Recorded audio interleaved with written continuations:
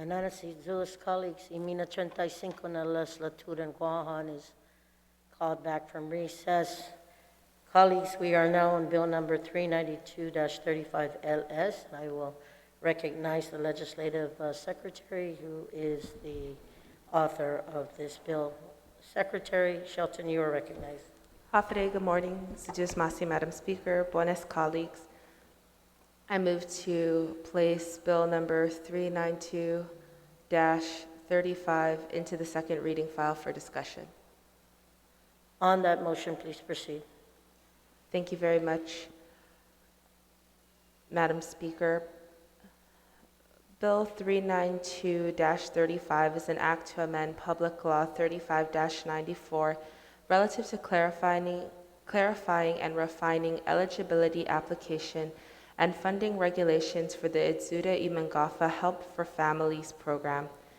It was just in June where we passed the Public Law 3594 to allow for $500 stimulus payments for families who were overlooked by the federal economic impact stimulus payments. And Madam Speaker, after working with the Revenue and Taxation to develop the rules and regulations for this program within the 30 days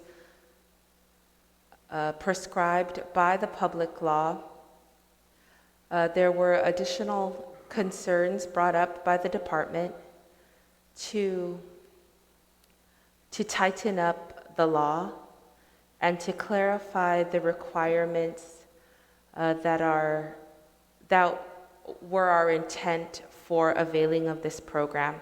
And so I'm open for any questions or discussions from my colleagues at this time. Zeus Masi, Secretary Shelton, on the main motion, anyone wishing to speak? Anyone wishing to speak?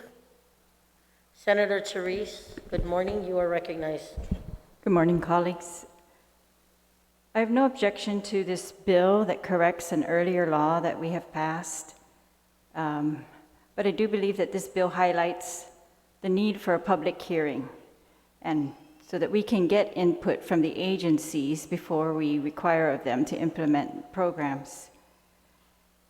And how sometimes we create our own emergencies by not fully vetting our ideas with the agencies and with the public. This is a program that purports to use either federal funds or local funds. And if it was going to use federal funds, it could have been implemented by the governor alone with the $117 million that she received on April 27. So it's been months. Or did someone discover that they need legislative authority to spend the federal funds in that way? This could have also been implemented since June 15, when the earlier bill passed. That was when BBMR and DOA were down here, and they're not here today, I notice, but they were here saying that, yes, we have this kind of money in local funds, and there was no problem, and yes, we could spend it.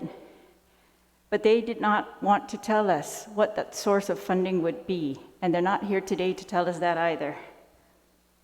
I just want to know if it's local funds, where it's coming from. Is this a transfer out of Department of Public Health, or what exactly is the source of this funding? Senator Chalaya, are you registering that as an inquiry to the author? No, Madam Speaker, I'm talking on the bill. I will just let you know if I have an inquiry of the author. You may proceed.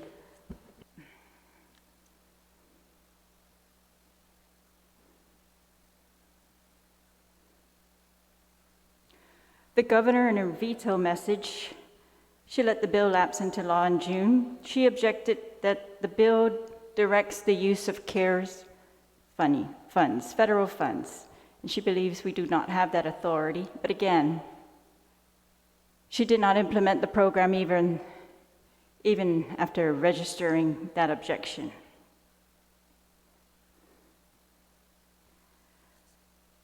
So again, Madam Speaker, if we're going to implement this program, I have no objection to fixing it today. But I just think that these are things that we should have addressed when we first brought the bill to our attention. When DOA, we should demand of them how this will be funded. Will it be funded with the CARES money? Why was it not funded months ago? Or will it be funded by local funds? And what is the source of that funding, Madam Speaker? Thank you. Thank you, Senator Therese. On the main motion, Senator Joseph Augustine, I will recognize you.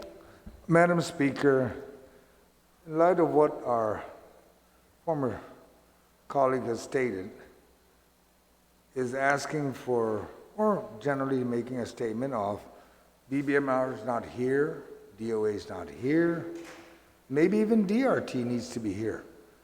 Then in light of that, ma'am, I would ask then that, if anything, that we resolve into the committee of the whole, and those three be called, so they can answer the questions that our colleagues want answered, and that, and when we do resolve, that it be under the chairmanship of the oversight of revenue and tax, because the next bill relates to revenue and tax, and everything is all about revenue and tax, their impact, ma'am. So that is my motion to resolve to the committee of the whole, so we can get those answers that our members may be asking. Thank you, Senator San Augustine. Do Thank you have you. a point of information, Legislative Secretary? Thank you very much, Madam Chair. I don't object to moving into the committee of the whole. However, I feel that only the Department of Revenue and Tax is needed at this time. The bill does not question or change anything about the funding source from the original public law, and so there are only clarifications requested from the Department of Revenue and Taxation. The funding source remains the same, and as we heard in the Committee on Appropriations a few days ago, BBMR testified that they are committed to paying the $10 million for this program from the CARES Act funding. And so, though the CARES Act funding is not under our purview, we did include in this public law that revenue and tax needed to submit rules and regulations to be approved by this legislature within 30 days of implementation. And so the bill did lapse into law, and that's what we're here today to make this clarification and then to further act on the rules and regulations for this program. So I do object to calling in BBMR and DOA into the committee of the whole, but I welcome DRT today. There's been an objection, unless you want to, Senator. Madam Speaker, then I will withdraw the part with DOA and BBMR as stated by the author, and then we ask then for DRT to be here and be able to explain everything so we can just wrap this all up and be done and take care of the people. On the motion to go into the committee of the whole, there's been an objection. All those in favor signify by raising your hand. What is it we're dispensing We're going to? into a motion in the committee of the whole, Senator March Right, so this is to agree to or to uphold the to objection? go into the committee of the whole. Okay. It is a just, motion. Seeking Thank you. clarification. Please signify by raising your hand. Madam Speaker, I just have one simple inquiry. On- Is this inclusive of DOA and BBMR, or is it just DRT? This would be inclusive of all the government entities, DOA, BBMR. Okay, then I'd and- like to withdraw then my motion to go to the committee of the whole to include those three and Yes. only be DRT then, ma'am. Then that would be, I would like to withdraw that motion to go to the committee of the whole One with all moment. three. One moment on the motion.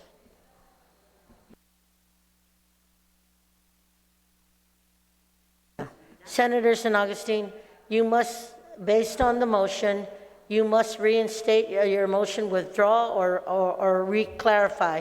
So at this point, Madam Speaker, I'd like to withdraw my motion for the three entities, and then I'll ask for the committee of the on the whole for one. Thank you, Senator. On the motion to withdraw, are there any objections? Hearing none, motion carries. No, Yes, I do object. you do object? I do want to hear from DOA and BBMR. I will reconsider that. On the motion, there has been an objection to the motion by Senator San Augustine. Please, on the motion by Senator San Augustine to withdraw, there's been an objection. All those in favor, raise your hand to withdraw the motion by Senator San Augustine. Motion fails. Senator San Augustine, on the motion to resolve into the Committee of the Whole, are there any objections? Hearing none, there is an objection. All those in favor, please signify by raising your hand to resolve into the Committee of the Whole. 6. Motion fails. On the main motion, Senator San Augustine, you still have the floor. You may Ma'am. proceed. Ma'am, because both fail, I'd like to motion to go to Committee of the Whole specifically for DRT to be here to answer questions that will impact both bills. On that motion, are there any objections? Any objections? I still object. I There still is- want to hear from the other two. Thank you, Senator Taitsino. There is an objection. All those in favor to resolve into the Committee of Whole, signify by raising your hand, please. Motion fails. On the main motion, Senator San Augustine, you are still recognized. Ma'am, You want a moment's recess, sir? if we can get a recess, Yes. please, thank you. We're in a moment's recess.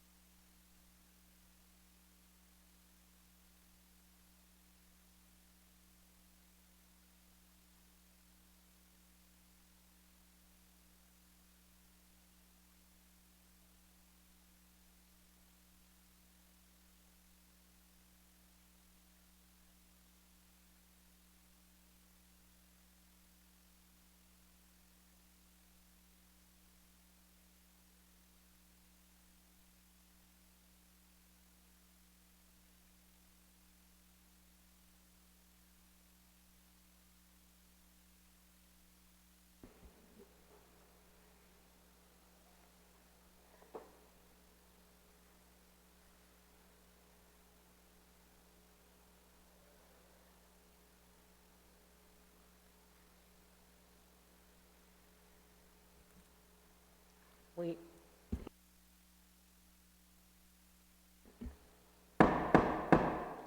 Y minuto 35 en el Estatuto en Guam is back from recess. Again, I will acknowledge Senator Joe San Augustine. Thank you, Madam Speaker. I ask that the body reconsiders the motion to go to the Committee of the Whole to have DRT present. On the motion to reconsider, are there any objections? Seeing that there are no objections or hearing none, motion carries. Senator Joe San Augustine, on your motion. The motion is to go to the Committee of the Whole and to have DRT present to answer questions that will impact both bills. On that motion, are there any objections? Senator Therese, Can I just amend that motion to allow her to attend by Zoom, Madam Speaker? Yes, you may. Thank you, Senator Terlai. On that motion, are there any objections? Hearing none, motion carries. We'll take a moment's recess so we can have the Department of Revenue and Tax set up via Zoom. We are in recess.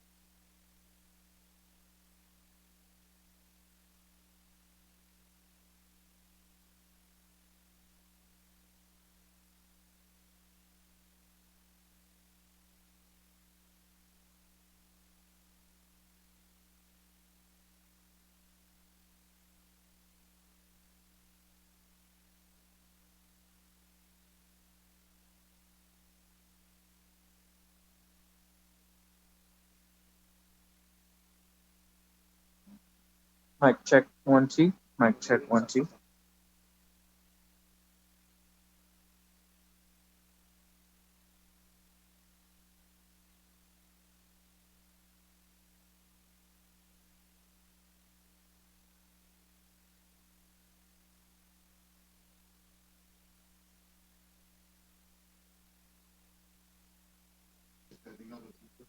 Mic check 1 2. Mic check 1 2.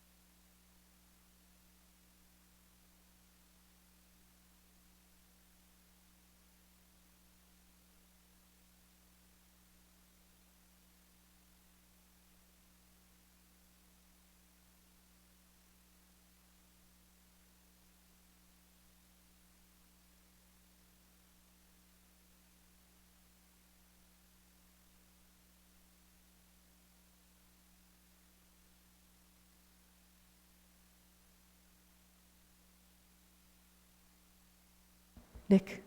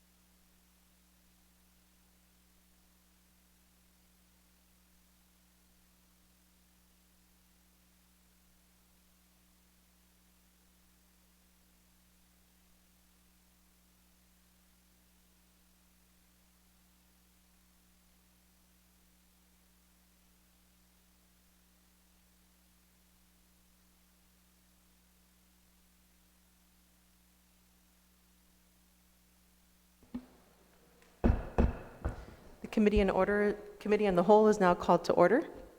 I would like to go over the rules of engagement prior to swearing in Director Shimizu and having discussion on amendments. Okay, so the rules of engagement is fairly familiar. There'll be 2 rounds of questions. Each member is allowed 5 minutes, not including the time of response.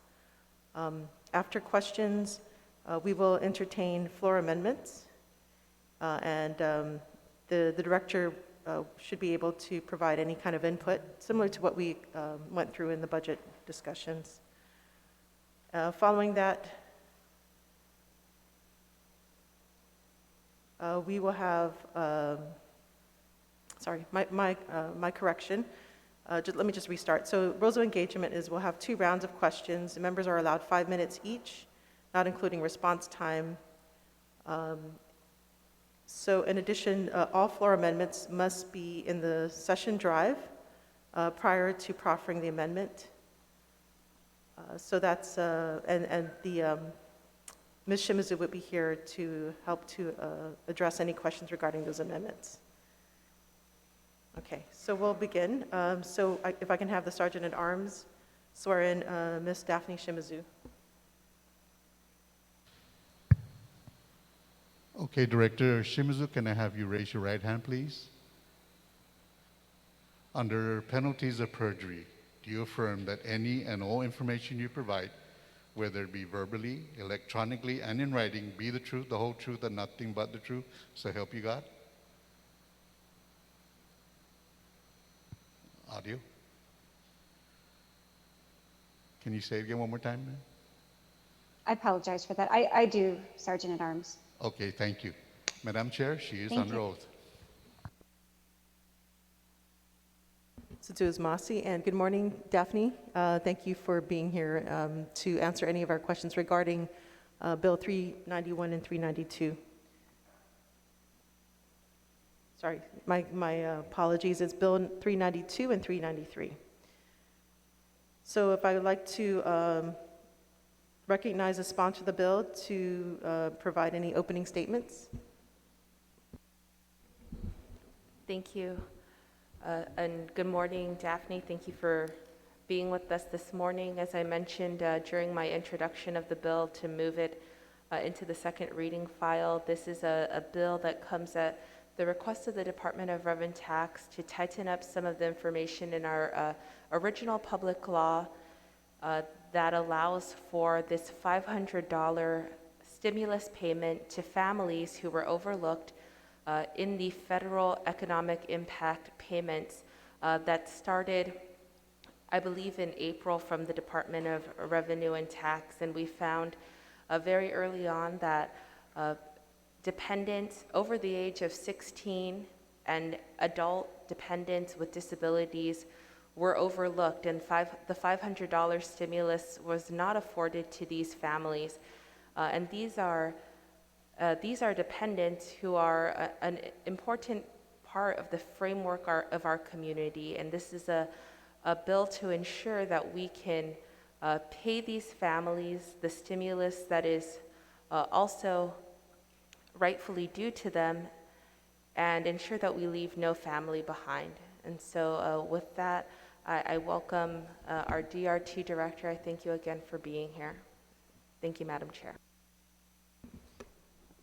Thank you, Senator Shelton. So now we open the floor to questions. I would like to recognize Senator Therese Terlahi. Thank you, Madam Chair. So my question to the director is, and thank you for being here on such short notice, but the program allocates $10 million for these $500 payments. How many people do you estimate are eligible for this program, and is the $10 million enough? Hathaway, Senator Terlahi, thank you for that question. I believe in the last time that the legislative body did actually address this particular bill, I did mention during Committee of the Whole that it is challenging to determine how many actual people will be impacted. And there's a few reasons. In terms of eligible individuals who are of a certain age, our data is not complete in terms of age. So it's difficult for me to tell how many people are ages 17 to 23. The other thing that, of course, we have a challenge with determining is the number of individuals with disabilities who are claimed as a dependent, because on a tax return, you cannot tell whether or not, based on the tax return data, whether or not a dependent is disabled. So, our team did try their best to at least identify, the data that we could. In terms of, dependents who are claimed for the education credit for those dependents who went to college or some other type of institution like that, we were able to identify approximately, I believe, 3,000 dependents that may fall in that particular group. But in terms of people who are 17 or 18 years old, I can't say how many are those. And in terms of people who are disabled, who are dependents, that's something that we couldn't also carve out. So again, it was difficult to tell, truly how much this is going to be. And I think, what we're seeing as well, just to kind of lay some foundation for this as well, Senator Terlahi, and again, this is a great question, because what we're seeing in the economic impact payments is that, of course, the economic impact payments, the basis for determining eligibility were these, of course, tax returns. And I believe that, of course, the reason why the tax returns were used as a basis was because, in terms of data, that was probably the most complete data set that could be utilized to reach out to make the reach, go to, of course, as many people as possible. As we allowed for, and the Congress did require that, of course, even those individuals who did not qualify or who did not meet the income thresholds were eligible. So what we're seeing in the DRT side on the economic impact payments, as we have been processing what are called non-filer forms, which are forms for individuals who do not qualify or who do not meet the income thresholds that require them to file a tax return, is that we're seeing a lot of economic impact payments that are being paid to people who, had not previously filed the 2018 or 2019 income tax return.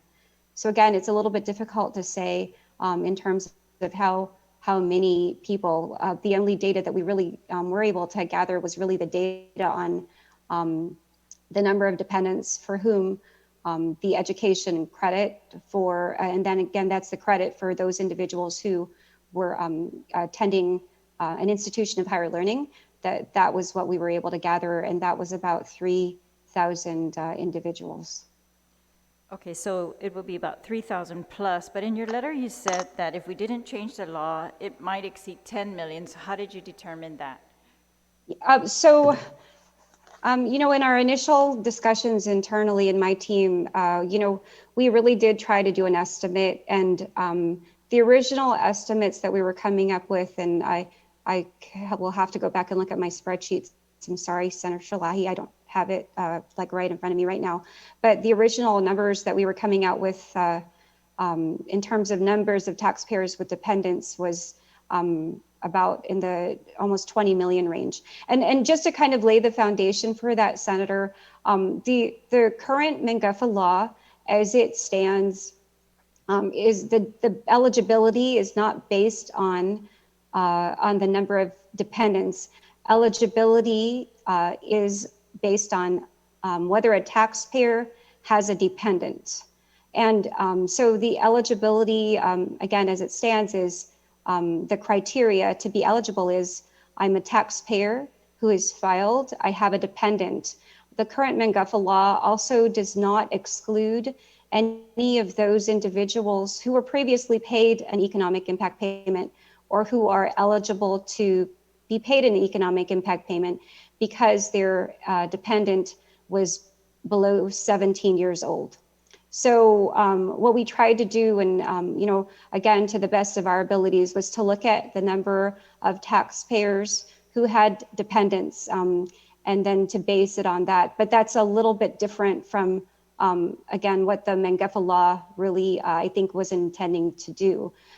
So we were looking at least, I think, a minimum of, it was like over 19 million, like 19.5 million, when we were looking at, in terms of taxpayers who had dependents. Now, to clarify that, the current law, the way that it would pay out a Mangefa payment is, for example, for any individual or any taxpayer who has a dependent, that taxpayer would be eligible for a $500 payment based on the number of taxpayers, not based on the number of eligible dependents. For example, in an individual, a single parent who has 5 dependent qualifying children would be paid $500. A single, that same individual or another individual who was single, who had 1 dependent, would be paid $500. But a taxpayer or taxpayers who are joint filers, filing married, filing joint, they would be paid, if they had a dependent, $1,000, and that was regardless of whether they had 1 dependent or 10 dependents. So what we were looking at was a little bit of a different data set. And again, based on just what limited data we had, we were coming up with about a $19.5 or so million estimate. And I apologize if we're not able to get that data. Again, it's difficult to say, but we were pretty confident that the amount would be well over $10 million if enacted, if this particular law was administered as is. We could again only parse out or carve out for our recommended changes those individuals who actually claimed the education credit. And of course, this doesn't take into consideration, again, any people who may have been non-filers who had students or dependents who were in this age range. And also, again, we were not able to determine how many people were disabled who are claimed as dependents. Okay, so do your changes that you are recommending in these 2 bills, do these bills reflect the changes that you've recommended? They look to me to be identical to your letter. Do you find that also? So to clarify, I had provided some input to Senator Shelton regarding the amended language, that which is found in Bill 392-35. There was one adjustment to Bill 392-35, which I did advise Senator Shelton, which is a technical adjustment, which I believe is on page 6, section 5, line 18. And that was to adjust the date for the payments, the end date to be March 31, 2021, instead of March 31, 2020. That's Bill 392-35. Bill 393-35, the language there was based on the August 11, 2020 transmittal that we did submit to Speaker Munya Barnes. We, of course, as we work to provide those and draft the rules and regulations, we had to make sure that what we submitted to the legislature back in August 11, as required by law, that those were based on the current law. We didn't submit those proposed rules and regs based on what we believed that the intention of the law was. So the Bill 393-35, it was produced and developed by the Department of Revenue and Taxation, but it was based on the current Mangefa law as it exists. I did provide to Senator Shelton this morning at around 9 o'clock. And, I want to thank my team because, they have been working on this and they worked through late yesterday and into the night early. I think into midnight, our team was emailing, and then again early at 6 a.m. this morning, whereas emailing to try to make sure that we took into consideration included in the proposed adjusted rules and regs that we submitted to Senator Shelton this morning, in which I'm hoping that all the legislative body members that are here are present have. But we did, in that particular work, we did work to include those proposed adjustments based on Bill 39235. Okay, so the changes to the law, you described how the old law would be implemented, but the changes to the law now, who would get the payment? The taxpayers or the dependents? And what about joint filers? And is it per dependent? Yeah, so now tell us about if we change the law according to this bill, yeah, then what would happen? Okay, so if the law is changed, it does not change who the payment is made to. The payment, the way that this particular, I guess the law and even in terms of the proposed changes are written is that it is going to be the taxpayer who would receive the payment and not the dependent. Okay. That's one. And so how it would work is, of course, it would be the taxpayer, just like with the economic impact payments, that would receive the payment. Okay, and so regardless of number of dependents, eligible dependents. Okay, correct. So as I mentioned earlier, if you were in the current law, if you are a single parent who has 5 dependents, you will get $500. But the way that the amended proposed rules, and sorry, in Bill 392 is written, is that that if you are that same single parent with 5 dependents who qualify, that you will get 5 times 500, which is $2,500. So the way that this is written is to, again, to really truly encompass the intention of the original bill, which was to really fill that gap that was missed by the CARES Act.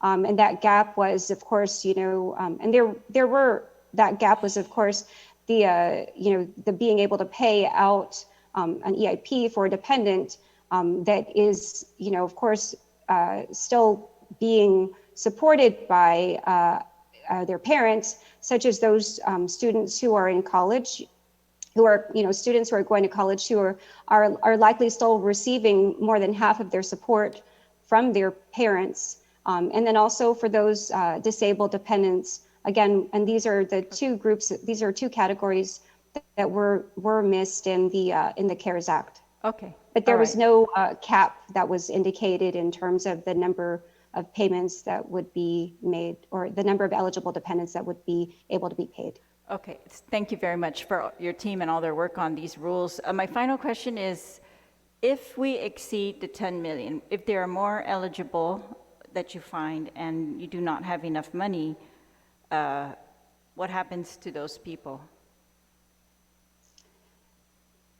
So, are we allowed the to way do that? that Only give some? So the way that I think that the language has been written is that there is a cap, and there is this $10 million cap. I have been discussing this with my team as well, Senator. Of course, we recognize that this is an extraordinarily challenging time for all of our people, and that all of our people, there's so many people who are in dire need. And I believe that, of course, we were concerned that most especially because we were not able to provide a very clear or good estimate in terms of how many people are going to be eligible and be paid. Of course, the concern of whether $10 million is sufficient, was discussed with my team. The way that we process, of course, is first in, first out.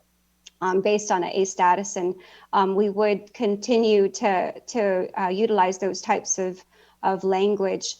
We tried, Senator Terlahi, to make it very clear in the rules and regs, exactly, what forms would be required. what form is required to be filed, what additional documents are required to be submitted with those forms, the deadlines, the time frame for which those are to be filed, and then of course, just to make it as clear as possible to our community as to how this particular program, the eligibility and how you are to file to make that claim. So we tried to make it as clear as possible so that our community wouldn't, it wouldn't be problematic for people to understand. But we do recognize that if the benefit does go beyond 10 million, that there is a concern that perhaps those additional individuals may not be able to get a payment. All right, thank you, Madam. All right, thank you, Senator Chalahi. Senator Marsh-Taitano.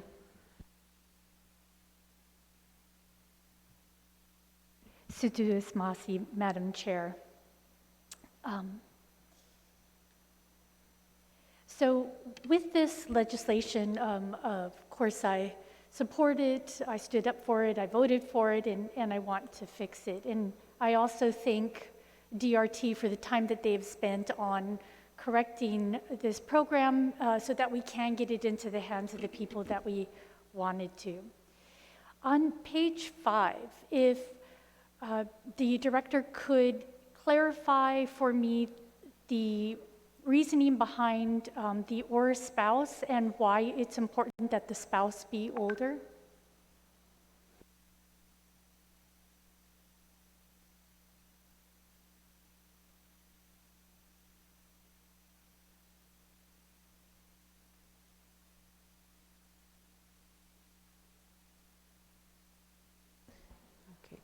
Excuse me, Director Shimizu, if you can unmute yourself, if you can start over. We didn't hear your response.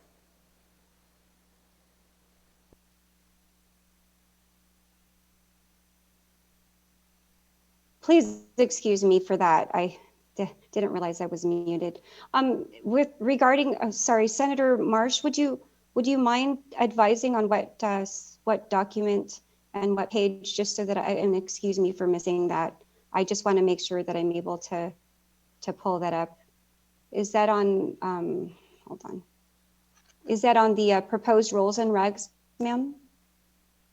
Yes, that were would be submitted? Bill 393, sorry. Hold on just a second. I'm sorry, I'm just trying to pull it up right now. So please excuse me for it taking a minute.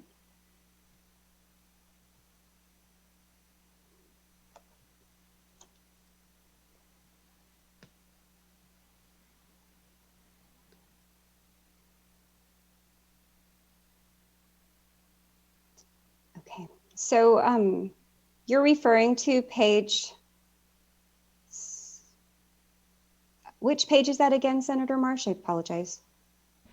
It's page 5, but it might be more prudent to get the updated rules and regulations and have us look and see if that language is still there. So maybe I should ask for a moment's recess so that we can get the updated ones and not utilize time on the old ones where there might be changes.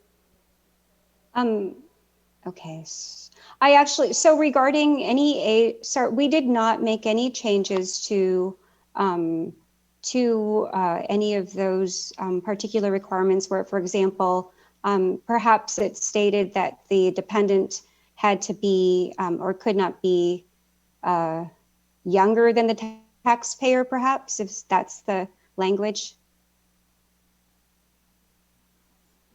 Sorry, Senator Kelly Marsh-Taitano, we are just working on the current bill without it being substituted. So if you can refer to what's before us right now. Yeah, okay, so the sponsor we're hasn't. working on both bills, but not the substituted version. Substituted one yet. Okay. So is it Bill 39335, page 5? Yes. Okay, and then the line number is? So it's the line number, wait, I just had it.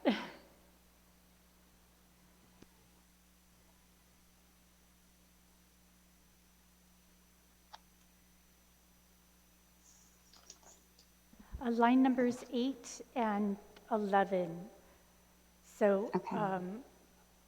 yeah, just if you could clarify that, just so that we understand the Sure. reasoning. Got it. Okay, so at the end of 20, so you're referring to the age requirement, which states that on line 6, starting at 3A, at the end of 2019, the child must be younger than the taxpayer and has not attained the age of 19 years of age, or at the end of 2019, the child must be younger than the taxpayer and at least 19 and under 24 years of age and a full-time student. So Senator Marsh, this is actually, basically, this is replicating language that we utilize as we work to also process certain returns. And this is the same language that we require in terms of for dependents in general. So this is actually, with regards to a dependent that would qualify for this, basically this reiterates or reaffirms the same requirements that a dependent an eligible dependent themselves would have to meet already. So this language regarding the age requirement for a dependent is basically the same language, again, and the same requirement that we have for dependents in general, even outside of this Mengafa law. This particular age requirement will not or is not specific to Mengafa, but again, it just is kind of a clarification of and making sure that it's very clear what dependents or actually qualify. So this particular language, again, is just, again, a clarification of what we on the tax administration side utilize as a basis for determining whether a dependent is actually qualified to be claimed as a dependent. And I hope that answers your question. Yes, essentially. I guess I was just looking at whether "and" made more sense, but rather than "or." So if there is a situation, do you just choose one of the taxpayers then? Hold on. And that's why also I in our transmittal, so if there is a situation, of course, I think that's why also in our transmittal, I think we worked to address that. Hold on just a second. I'm so sorry. I'm toggling back and forth. So just please excuse me. Sorry, pardon me, Senator Marsh Titano. I would like to maybe perhaps at this time have the sponsor introduce a substitute bill so we're not going back and discussing the new bill, if that's okay. Okay, all right, thanks. So I would like to recognize Senator Shelton so we can discuss the updated bill. Thank you very much, Madam Chair, and my apologies, Senator Marsh Titano, and thank you very much, Daphne. As the director stated a few minutes ago, she did send an updated rules and regulations document to us to reflect the changes that Bill 392 will have on the overall program. And so this substitute version of Bill 393 reflects any changes we will adopt in 392 and takes care of those issues. So again, I want to thank the department for all of their help. I know it's it changes minute by minute, but this is the most updated version that we have. And so I move to accept the substitute version of Bill 393-35. On the motion to move the substitute bill 393, are there any objections? Seeing no objections, motion carries.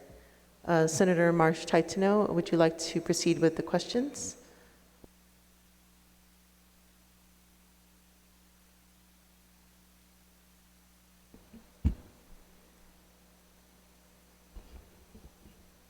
Well, I don't know how the others feel, but if some of my questions are answered in this, well, maybe a few moments to just review it would be helpful. That way we can shed out, clear out the questions that are no longer applicable. Is that a motion for recess? Yes, so I motion for at least a few moments recess. Okay, so we are now in recess for about 10 minutes or so. To do espasi. Okay.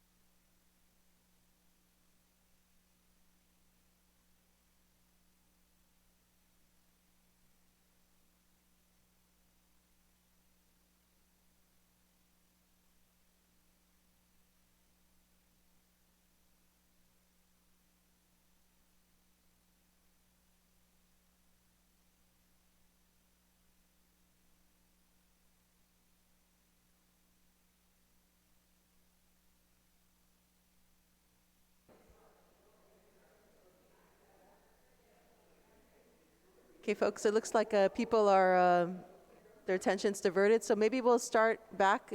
We'll start back soon.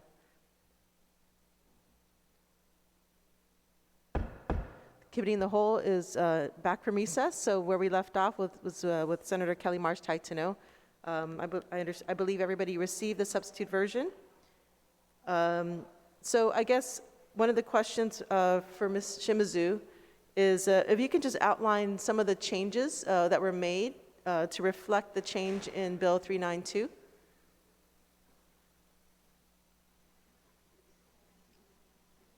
Happy day, Senator. Thank you for that. Sorry, quickly to go back to Senator Marsh's question, because I know she had a question as to whether or not the language should be or and. But we believe that it's correct that the language is or.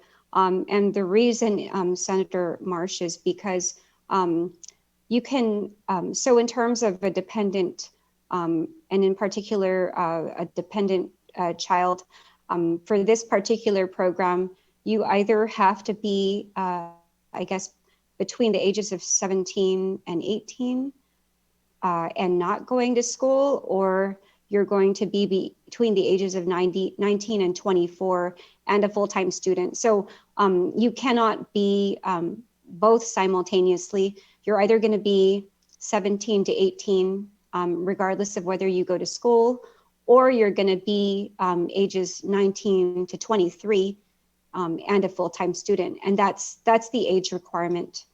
And on the issue of, the child must be younger than the taxpayer, that's just, that's actually, I believe, found in Internal Revenue Code Section 152, which, refers to the requirements for dependents. So that's just to kind of wrap that up in case that Senator Marsh had any questions. In regards to the updated proposed rules and regs, which we had submitted this morning, Senator Perez, thank you for allowing us the time to discuss those. Of course, we had,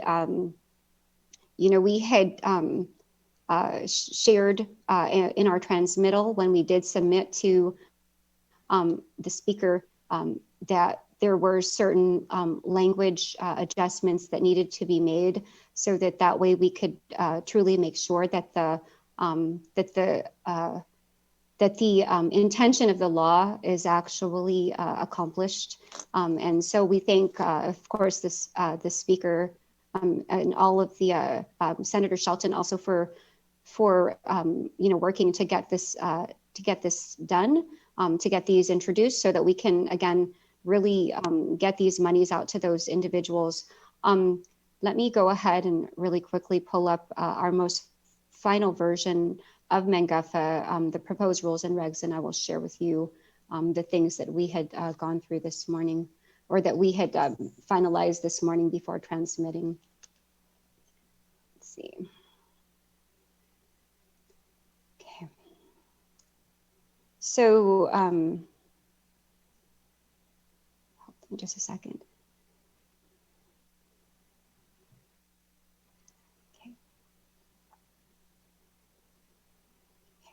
So if you're looking, and I'm not sure if your version has line numbers, but our version, of course, that we submitted doesn't have any line numbers, and perhaps that wasn't able to be transposed or put onto a format such that the legislature is able to, or that the legislature usually reviews their bills in, or draft bills in. But if you look at the proposed rules and regs that we did submit this morning, we did indicate a few things. One, we advised, of course, in our transmittal that it was not clear that, at least to Reverend Tax, based on our discussions, it was not clear that this particular program was for residents only. So we did indicate, of course, in terms of requirement, we wanted to make sure that this was for Guam families, because we didn't want there to be any misunderstanding about that. What we were seeing, and the reason why we did that, what we had seen actually, Senator Perez, is that even for the EIP program, and I'm not sure if they had seen this in the other programs that are being run, is that we actually, we're seeing and receiving applications or EIP forms from people in foreign countries. And so, again, we wanted to make sure it was very clear in the law that that particular issue was addressed. And so we did indicate that I believe on page 1 in the first section, which is basically, I guess, the preamble, that this is to provide assistance to Guam families. That was one. The other thing, of course, that we did was if you look at section 2, in section 2, it previously defined eligible individuals as equating to a taxpayer. As I mentioned, of course, we believe that that, of course, that definition, based on our understanding of the intention of the legislative body, and of course, based on our understanding of the gap that was left by the CARES Act, that the definition of an eligible individual and how the calculation for these payments should be made should be based on the number of qualifying children. So if you look at section 2B, the other area that we adjusted was that, instead of there being a payment equal to the sum of $500, I guess, for every eligible individual, it would be based on the number of qualifying children within the meaning of the family as per the Internal Revenue Code. So that was another area that we also adjusted, and that was in section 2B. If we look further down, and I'm scrolling down as we go, and that's on page 1. We also made it clear as well, again, in section C, in the eligibility for the Atsuda Imengafa Help for Family Program, we wanted to make it clear as well that that these payments are really meant to be paid for those individuals that did not already receive an EIP payment for that dependent, or who were not eligible to receive it for the dependents. So, of course, this particular payment is not meant to be, again, a payment, to those same individuals. But of course, as we know, this particular program was meant to address a gap. So in section 2C, there was language that was indicated that, of course, if an individual has already received a recovery rebate or an economic impact payment, as authorized by the CARES Act, that would not be, they would not be eligible. So we wanted to make it clear, and so that's in section 2C. If we go to the next page, which is page Madam 2. Chair, please. I have a question for Ms. Daphne. If that document she's reading, if it can be shared with us so we can see it. I'm trying to track. I don't know if it's the same document we have on file, and if it isn't, if we can please have it shared so we can all, I'm trying my best to follow, but I'm not too sure. So there's been a request by Senator San Augustine if there's any supplemental documents, if you can perhaps submit it to the body. But from my understanding, I believe Daphne is just looking at the current substitute bill and tracking the changes, perhaps. Just a point of information, Madam Chair. I think what Senator San Augustine is referring to is for us to be both reading the substitute version of the rules and regs and that have been uploaded to our drive. And so, Daphne, I have forwarded it to you so that you can follow along with the page numbers and speak to the page number and line number with us if you're able to do that. Okay, excuse me for not going in that matter. So let me. Thank you. Yes, I'm sorry. Did you, Senator Shelton, that was just emailed? Or was that emailed, or is that on the? I sent it to your how would that have WhatsApp been? chat, but I will email it to you as well. Okay. Oh, okay. No, I apologize. Okay. I am not like I'm having a hard time toggling back and forth. Technology is a little bit challenged. I'm challenged technologically, so please excuse. Got it. Okay. Okay, I don't, no need to send it, ma'am. I'll work in this manner. Hold on just a second. Okay. All right, thank you. So if you will look at the substitute bill, and thank you for sharing that, Senator Shelton. The very first section, as I mentioned, if you look at page 3 of the substitute bill, and thank you thank you, Senator San Augustine, for mentioning that there was a bit of a challenge there. And I want to make sure that it's very clear, to the legislative body what I'm referring to. Okay. So if you look at page 3 of the substitute bill, and then you go to line 16, starting in that line 16 to line 22, the language here previously defined eligible individuals as being taxpayers. And it also further calculated eligible, the payments for this as being based on the number of taxpayers. If you look at the language now, it makes it very clear that an eligible individual shall be paid a payment equal to the product of $500 multiplied by the number of eligible qualifying children. So this makes it clear that the $500 payment is not going to be made based on the number of taxpayers, which previously was, the equivalent of an eligible individual at that in the law, or which is currently based on the law. Now here it's making it clear that an eligible individual is in fact, going to be paid the $500 based on their number of eligible qualifying children, as opposed to based on the number of eligible individuals or taxpayers times $500. So that's the first large change that was made. If we go down further, the other issue, of course, that we identified was the fact that in terms of who is an eligible individual, and if we go to page 4, and 4 section C, page 4, which is going to be section A, number 1C, we also had mentioned in our transmittal to the speaker that we were concerned that it was not clear in the prior in the law that an individual who did not file a tax return because they did not meet the income thresholds, it wasn't clear in the law that those individuals would be eligible.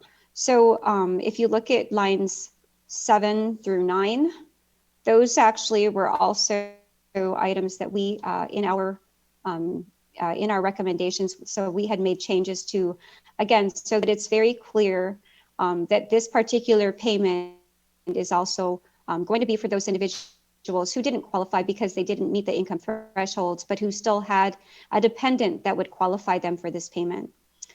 Sorry, to go back up to section B, right above section C, which section B on page 4 starts at line 3.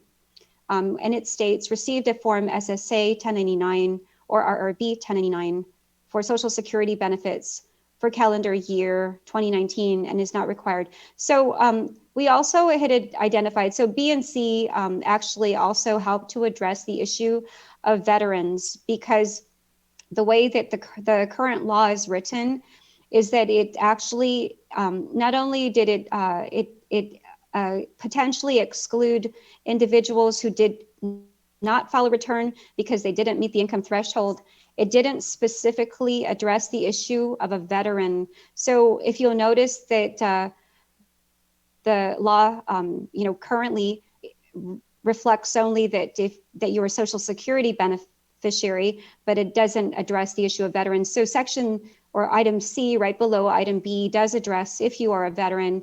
It doesn't specifically list or advise that you have to be a veteran or that you are a veteran, but it will definitely allow for those individuals who are veterans to be able to avail of this benefit if they again, did not meet the income threshold.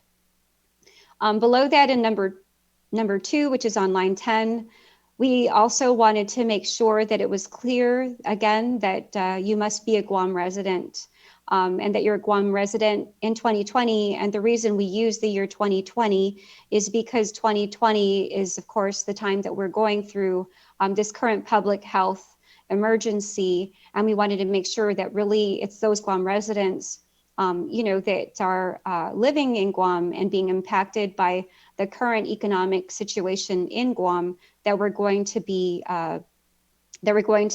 able to benefit from this. And so that is why in line 10 we did include that there. If we move further down,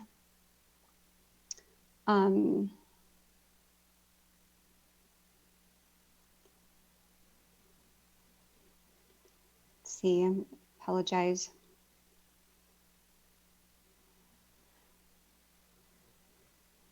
I believe those were the main substantial items.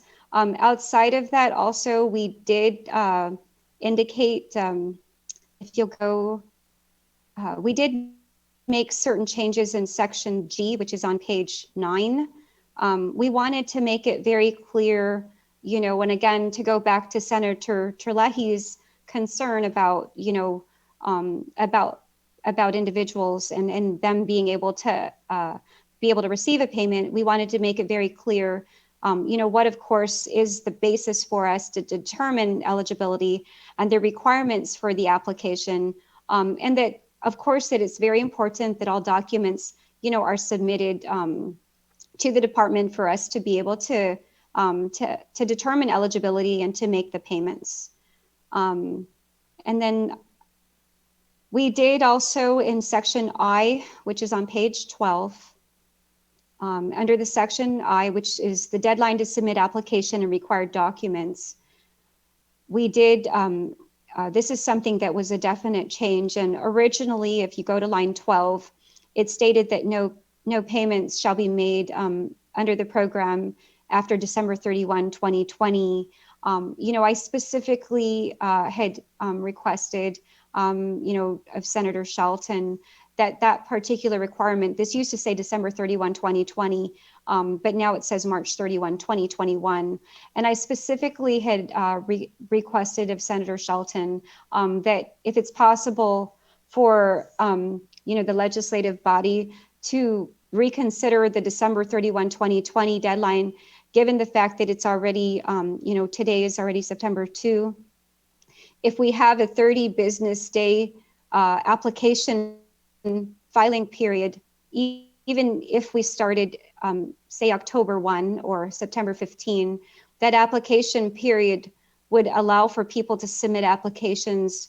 If it started in mid-September or in October, would bring applications into probably November. So, the idea of trying to make these payments out by December 31, 2020, completely, I mentioned to Senator Shelton, from our perspective, that would be very, very challenging.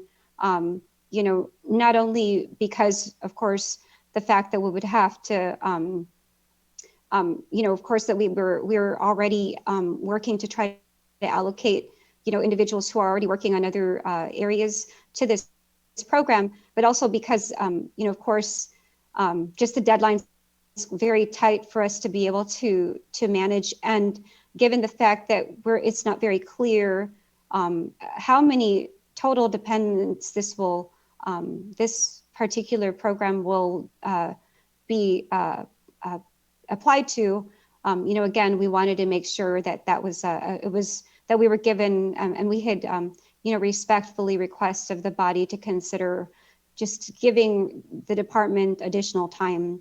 I want to make sure, though, I share that this is not, of course, for the purpose of trying to push off payments at all. I think that it's important is, of course, we at our agency, of course, always have at the forefront of everything we do, that we are public servants, that at this time, most especially, it's important to pay our people and to make sure that they have the monies that they need, or especially the monies that's required by law to be paid to them during this hard time. Our intention and all of the discussions that we've had have been, that we need to make sure that, of course, upon implementation, that we process those applications as quickly as possible and that we get payments out as quickly as possible.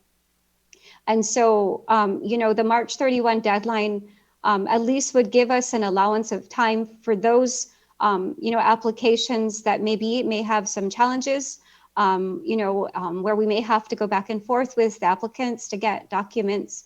And also, again, to allow for us in the event that the volume of applications that we receive, is quite high. It gives our team a little bit of latitude in terms of a time frame. Again, we just believe that at this point, a December 31, 2020 deadline would not be sufficient for us to get these payments out. And again, of course, we recognize the importance of these payments getting out quickly. We will, as we always do, work to make sure that we get them out as quickly as possible. But again, to go back to this request and the reason why this date's March 31, of course, our team recognizes our limitations and the fact that the December 31, 2020 deadline is probably not possible for all payments.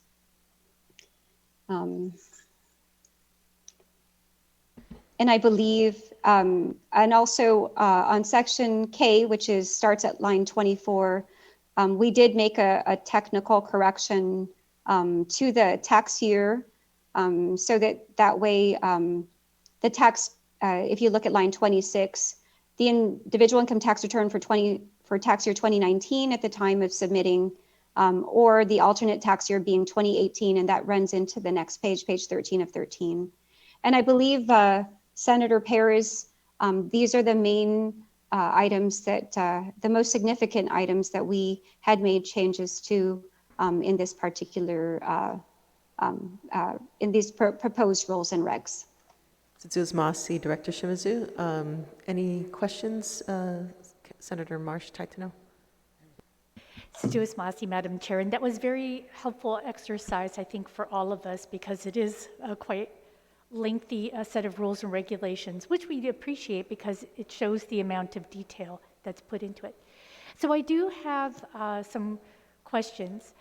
For the rules and regulations, there's the mayor's certification.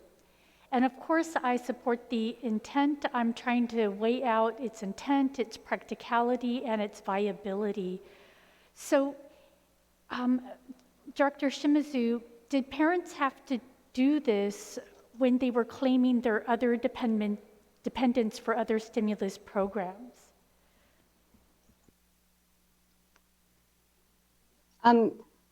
Thank you, Senator Marsh, for that question. As you know, when you file a tax return, a regular tax return, there is no, of course, there aren't requirements that you submit these documents, birth certificates, et cetera. As you may know, of course, with regards to this particular program, although it's being administered by the Department of Revenue and Taxation, we, in our capacity as tax administration, without the approval, of course, of the taxpayers, are not able to utilize their tax information for the administrator of the program. We believe that because, of course, this program, again, is actually outside of our tax administration responsibilities, that we, not only do we require, of course, their tax return information either to be provided to us or that the individual or taxpayer give the revenue tax the authority to utilize their tax information, but we believe that it was also important that we did our due diligence, because again, this is outside of tax administration, to get the required documents. I did, for There are other programs. For example, there's the program in Salapi program that was administered, I think, by DPHSS and also DOA.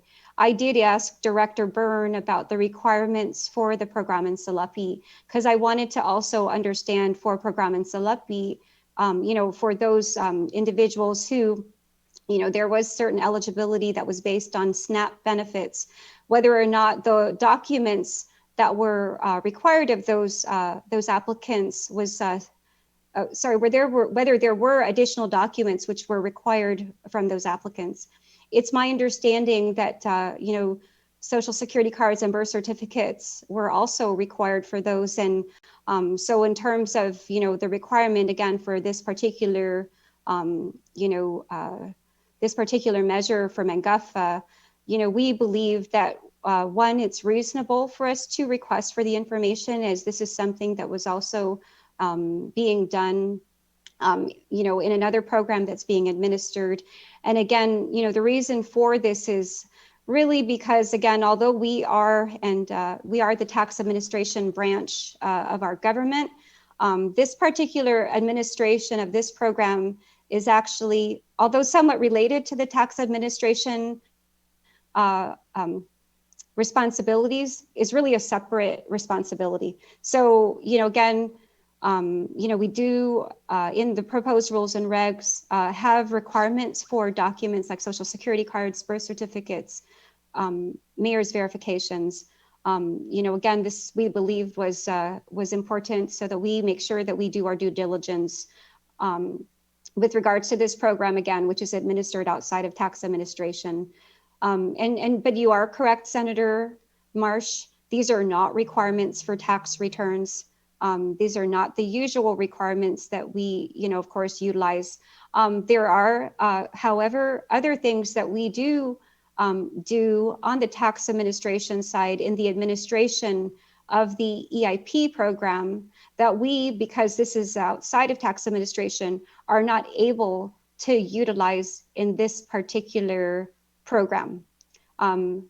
So, again, I understand the concern, but we believed it was reasonable. And again, even though we are tax administrators, the administering of this program is outside of tax administration, and we believe that this was important to require.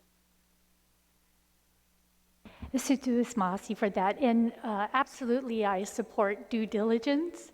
But I'm also weighing out, we just said that we're concerned about people standing in line for health reasons. And, for villages like Kumatik, Malesu, in Alahan, those mayors do know whether a child has lived in that household. But I think perhaps for villages like Dedido and Jigo, that it's really just taking their word for it. So do you have anything to say for that? Does it just create another layer of due diligence in your word, even though it's maybe just based on somebody's word for it at the mayor's? Thank you, Senator Marsh. Again, we rely, on the documents that are provided.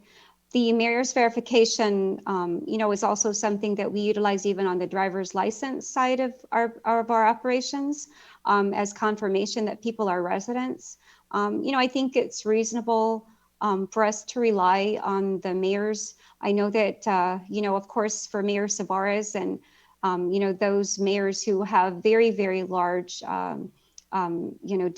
populations within their district, it may be difficult to tell, of course, if somebody is truly in that district. But I believe that at least this is some form of this addresses some form of that concern that somebody's a resident. And to go back to it again, some of this, of course, the issue that we have been running into in the economic impact payment program is that, of course, we have received, EIP-NF forms from, people in foreign countries. We received an EIP-NF form from, I believe, somebody in Greece, so even outside of the NF forms that maybe we have received from, other jurisdictions within the United States. We've received those types of things. So, I think one of our concerns, again, and to go back to the issue of it being a Guam the individual who benefits being a Guam resident, this was just our way of working to ensure that.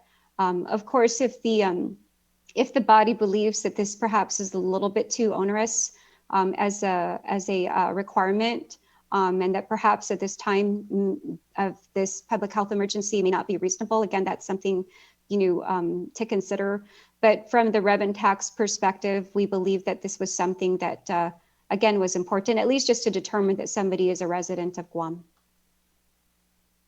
I appreciate your explanation because it helps me understand. You see, in the way that it's written, it says the certification is to show that you and your child live together at the same residence. Oh. So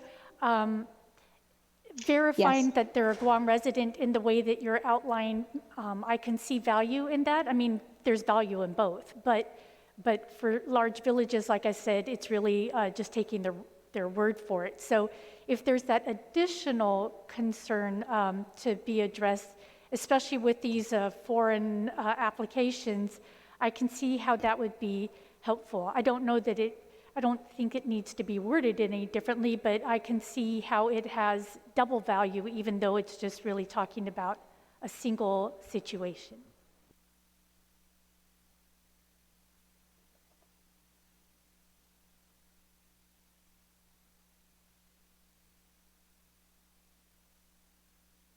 And then, I had been concerned about whether the doctor's note for those who have dependents that are disabled or totally disabled, but I did make some calls this morning, and people were saying that this is very reasonable, it's very easy to accomplish, it's asked for all the time, so that was very reassuring. Is direct deposit going to be available, or are all of these going to be mailed out? Thank you, Senator Marsh. Regarding how these would be paid, our intention at this point is for us to make these payments by check.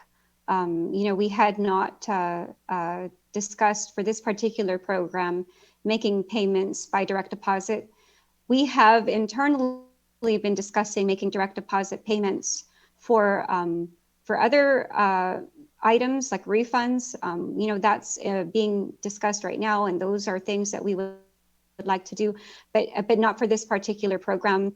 That's something that is not impossible to do, but I just wanted to share, with regards to a program such as this, of course, some of the concern that we have, we, I think at Rev and Tax, just like probably all the agencies and organizations across the island, are really working to try to get to a point where, we are an economy that's really a low-tech economy.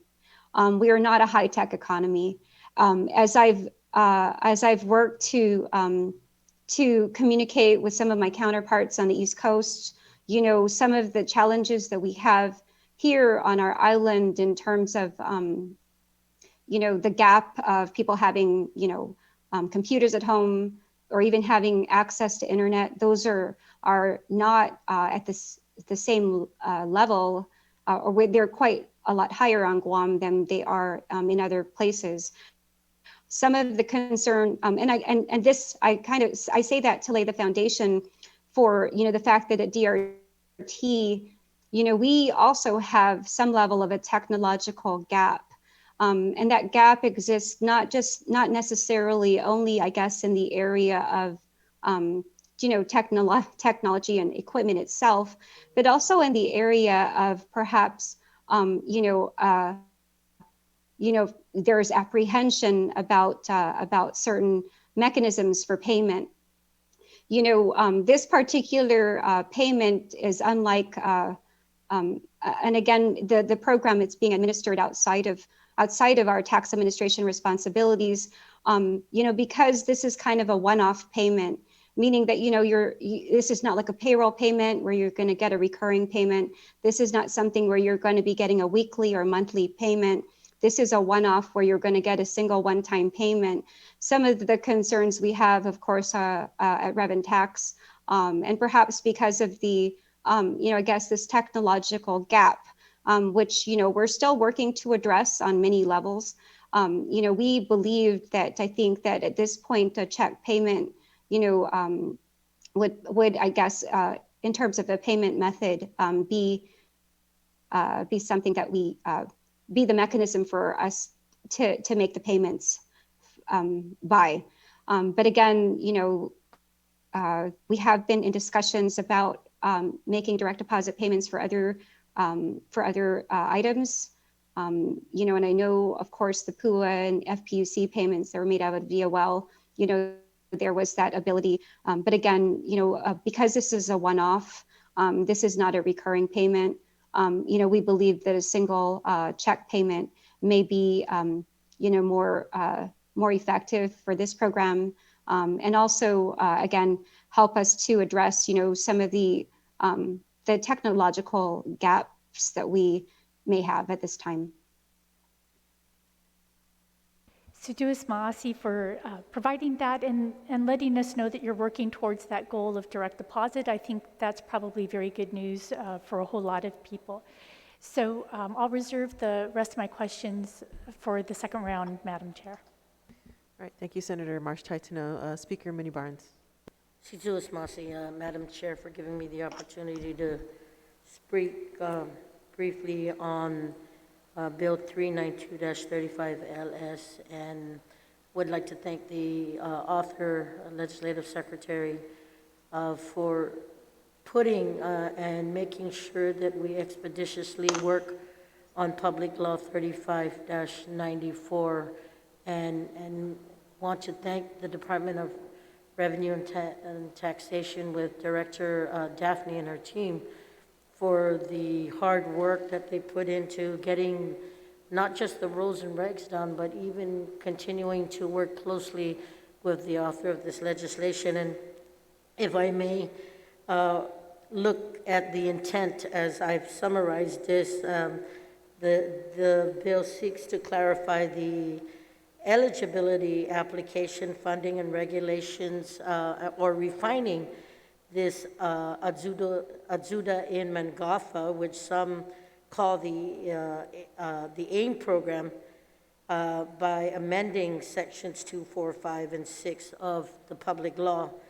And as we look at the different sections, which was Section 1 of the bill amends the payment distribution method, and to make that payment equal to the product of $500 multiplied by the number of qualified children. 2 is the intent of the bill was to amend Section 2C, that Guam taxpayers who filed an application form for the program can be eligible even if they did not file a tax return because they did not meet the income threshold for tax years 2018 and 19.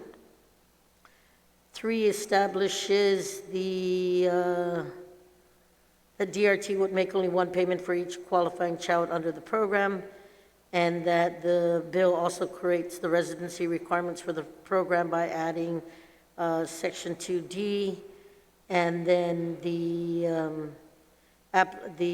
public law is also amended so that the applications that are received after the 30-day application period will not be qualified under the program.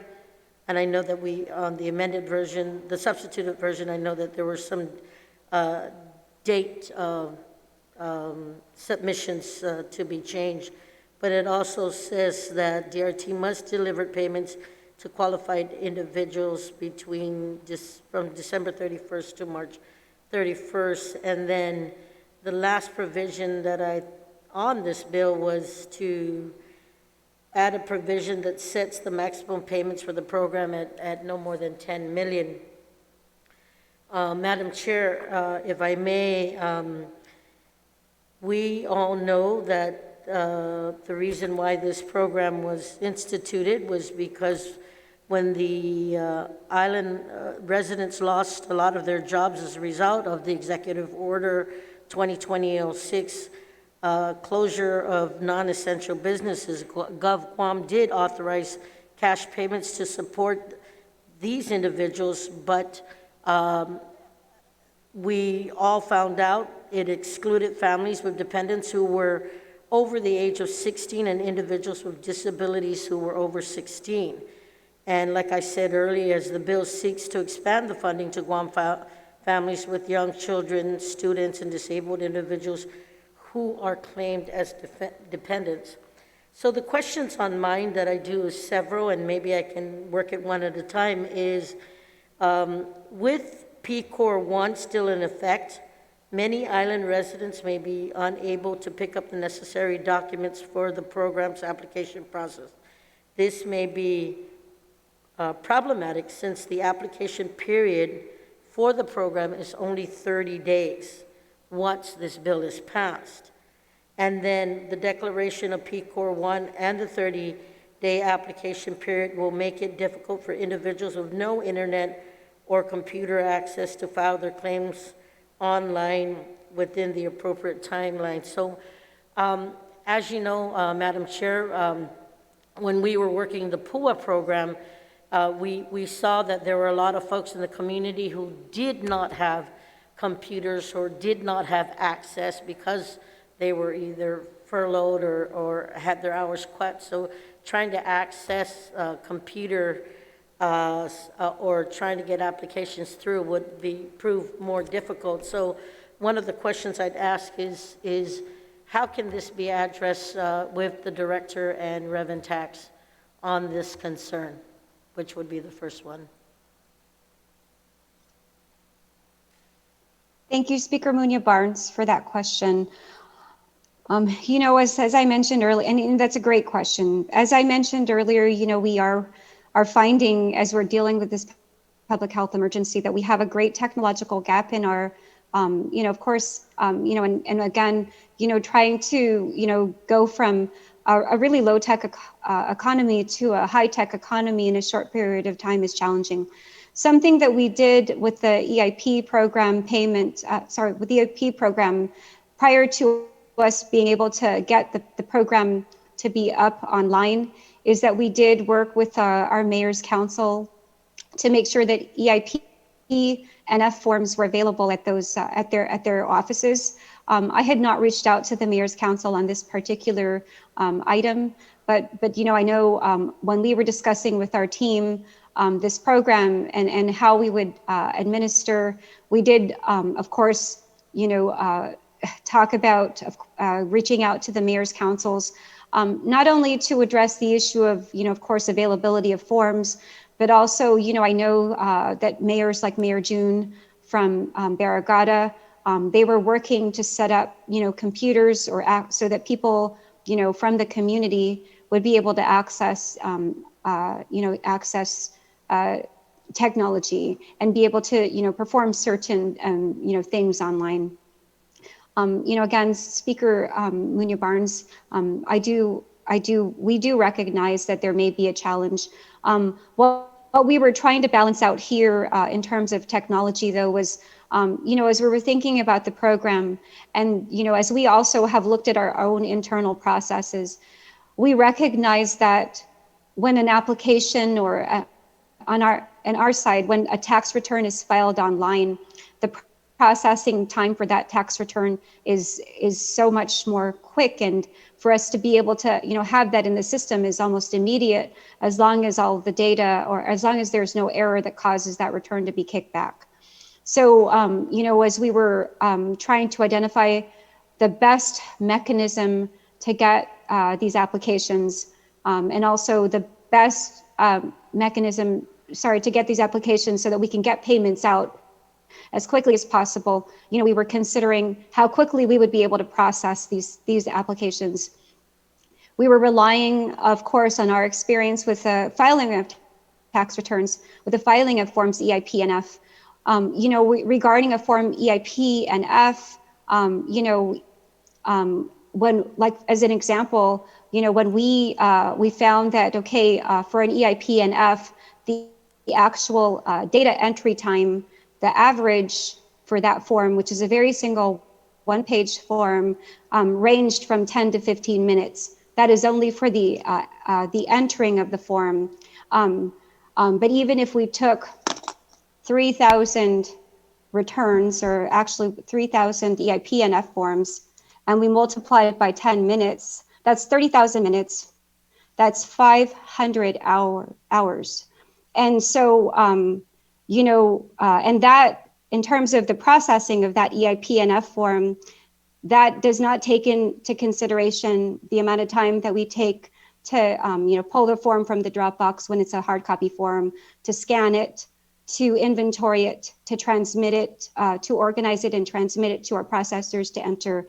So as we were thinking about, again, the quickest way to get these payments processed, the quickest way to get these forms processed so that payments could be gotten or given to our people as soon as possible, again, we were considering, our internal process and how and we believe that an electronic filing process helps to support the payment of these as soon as possible. So that is why, Madam Speaker, of course, we did indicate in the proposed rules and regs that we would, of course, have online filing. We actually have two mechanisms for filing, I believe, that are indicated. We indicate online filing or other mechanism for filing as indicated by the department or the director. Again, we're doing our best to try to address things from all angles.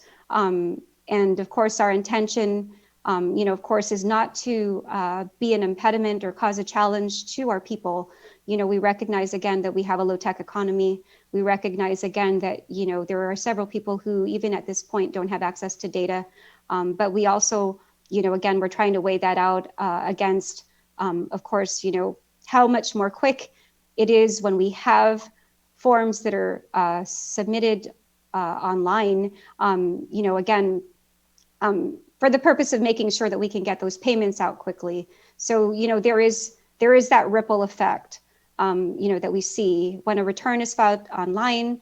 It's processed and filed more quickly. There's not a lot of back-end work that has to get done, as opposed to a paper filing, which administratively, one is more costly ultimately, and then two, just takes so much more time to do. And so those were the considerations that we had, Madam Speaker, as we work to develop the language and as we work to, as we envision the framework for how this particular program was to be administered. Thank you, Director Shimizu. I know that my office has assisted many constituents when we were working with the pool claims, and I think that probably work an extension to doing this if this program were to pass. And one of the questions that did come up even through the pool was, after the application process is done, how long can they expect to receive their payments? And as you know, there have been many issues, even up to this day. Maybe a timeline could assure them that once they applied that and they qualified, that they would be expecting it after a certain day. So are you going to be sending the approvals out as they come in, or will you be waiting for the deadline and then send the eligible payments out? So regarding how the payments are to be made, well, first of all, I'm sorry, Madam Speaker, you had several great points that you brought up in that single kind of statement. In terms of how long, it's difficult to say how long it's going to take. We have been in communication with our IT vendor, even as current as yesterday. We've been talking about this because we want to make sure that the process is that we're able to get these to be done online. That's number one. And then of course that we're able to get them online and get this stood up quickly so that we can get people to begin to submit their applications. The timeline at this point is difficult to say, in terms of the system processing and programming. That's something we're still working with our vendor on. Regarding payments though, and how they would be paid, how we propose and intend to implement this program is that we don't intend to wait until the September 30 deadline to begin to process and make payment. We do recognize that it's important to get these payments out. And that is why to kind of reiterate with regards to the proposed rules and regs that we, again, try to make it very clear that in order for a payment to be processed and for, of course, first the application to be reviewed and processed for the intention of making a payment, that those applications must be complete and they must be completed and attached to them or submitted along with them must be those documents that's required to determine, true eligibility. So to your point, Madam Speaker, and thank you, because I know, your office has been very helpful to our community and also to Reverend Tax. I know, the concern is, are you going to wait until, the 30 business day deadline? That's not our intention. Our intention is to get these monies out into the hands of our people. Our intention is to, as we process and get applications reviewed, and as we determine that individuals are actually eligible based on their documentation, the intention is to get those payments out regularly. Something that we have employed, Madam Speaker, with regards to the economic impact payments, from the time that we started making those payments back in May, I believe, 11, when we first issued our first economic impact payments after the implementation plan for the EIP was approved. We did, of course, the first, I think in that week we did 3 check runs. We were trying to get out as many payments as we could. After we were able to get out, almost $100 million of the monies out, I think within the first week or so, we employed a weekly processing schedule. That's something, of course, again, our intention is to try to get out as much as possible, as soon as possible, not to wait until processing is done for every single application. And then, at the point that we determine, that of course we've been able to get out the majority, perhaps to replicate what we've done with EIP, which is to have a regular processing schedule. And we're hoping that, of course, we're able to get these payments out well before March 31, even well before, coming into the new year, because again, we do recognize the needs of our people, and we want to make sure that we serve them and we serve their, we serve their needs, and we do help them, most especially during this very challenging time. Thank you, Director Shimizu. I just want to ask one follow-up as it relates to the payments, and just for clarification's sake, if the dependent was 17 and turned 18 and is still qualified to get the payment based on the application, who would be given the resources to? Would it be given to the parent or to the named dependent? And maybe I just needed a clarification of that if it was mentioned earlier based on that, because I know that some of the students that weren't included were those that were graduating from high school and or under other programs, and they did not qualify under the family, but yet are now adults. So how would that work? Mm-hmm. Just for clarification again, sorry. No problem, Madam Speaker. Thank you for your question. Regarding payments, payments are to be made to the taxpayer. So it's the individuals who file the returns. whether it's a parent or somebody who's eligible to claim the individual as a dependent, the payments will be made to the taxpayer for their dependent. Thank you, and thank you, Madam Chair, for giving me the opportunity. Director Shimizu, thank you so much for you and your team for literally working hard on this program and bringing the rules and regs back down to the legislature so we can expedite this program to our community. So again, si Joseph Benedisi and Sinamasi. Thank you. Thank you, Madam Speaker. Senator Will Castro? Okay, no questions. Senator James Moylan. Thank you, Madam Chair. Director, there were the two other programs that we already utilized the CARES fundings for, correct? You recall those two other programs? I think you just mentioned that, Daphne.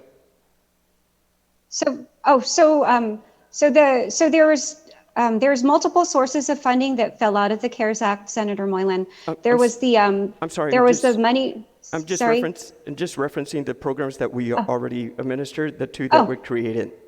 Just those names again. Sure. The coronavirus relief monies, the $117 or so million that were where BBMR had submitted a budget to the legislature back in May for.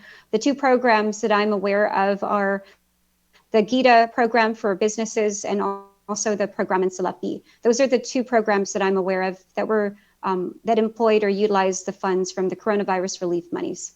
Okay, and those total funds, I think it came out, they could have used up to 20 million. Is that correct, from the CARES Act funds? It's my understanding, yes, but because I didn't administer those programs, I would probably have to defer to GITA and Public Health and DOA, but I believe it was 20 million each. That's what I understand. Okay, thank you. But we know there was no local funds used for those programs, right? Right, I believe so. Correct. I believe that it was purely the relief monies. But again, in those programs, because we didn't administer them, but the way that they were, created and the intention was, of course, for those to be relief monies. Okay, but I do understand with this program, which is an excellent program, and I totally support it, BBMR is saying we're going to use 100% of CARES money. Is that correct? In terms of the monies, Senator Moylan, I know there's a section, and not in this Bill 393, but there is a section in, perhaps it's going to be in Bill 392 or in Bill 36735, which is the McGuffey Law, which does reference the source of the funding. That's not in this particular Bill 393 substitute bill, because this is just the proposed rules and regs. And I would have to go back to that language, but that is actually in the McGuffey Law, which is Bill 36735, which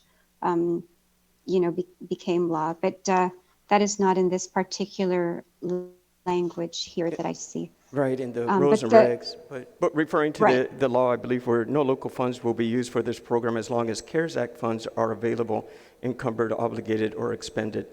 So, because we're talking about $10 million, and we just finished a budget that we were looking for nickels and dimes to try to make this budget stretch. So I think it's just totally going to be 100% CARES money. I'm just wondering on those two other programs, which I understand you did not administer, but you sought assistance, which is very helpful with coming today before us with your rules and regs to make sure this program runs efficiently. So I thank you. But I think on those two other successful plans that were also very helpful for the people, no legislation was made for this. I don't know if you recall that or if that was part of your discussion with DOA or who administered the other two programs. And I don't believe any rules and regulations by the legislature were also needed to be approved to administer those other two programs, unless I'm wrong, if you recollect that, Director. I know it's not your programs, but I'm just wondering in your conversations with DOA. If the question is, and I'm sorry, I'm just going to try to make sure I I make sure I understand. If the question is whether there was, I guess, rules and regs or other action taken by the legislature on the other two programs, my understanding is no. Okay. Thank you, Director. And I do know you and your team work really hard. But just like those other two programs, I think it was basically an executive order that got that going really quickly, and the team of experts, of the cabinet members, were able to put this program together and administer it.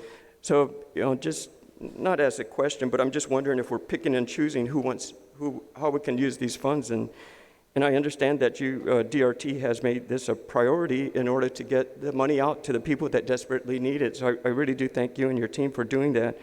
But I truly believe that if we did an executive order back in June, we could have probably already gotten these people their money if we would have just skipped this legislature process. But not to say it was all done in vain, Director, but I want to thank your team once again. Thank you, Director. Thank you, Madam Chair. Thank you, Senator Moreland. Senator Taitigui.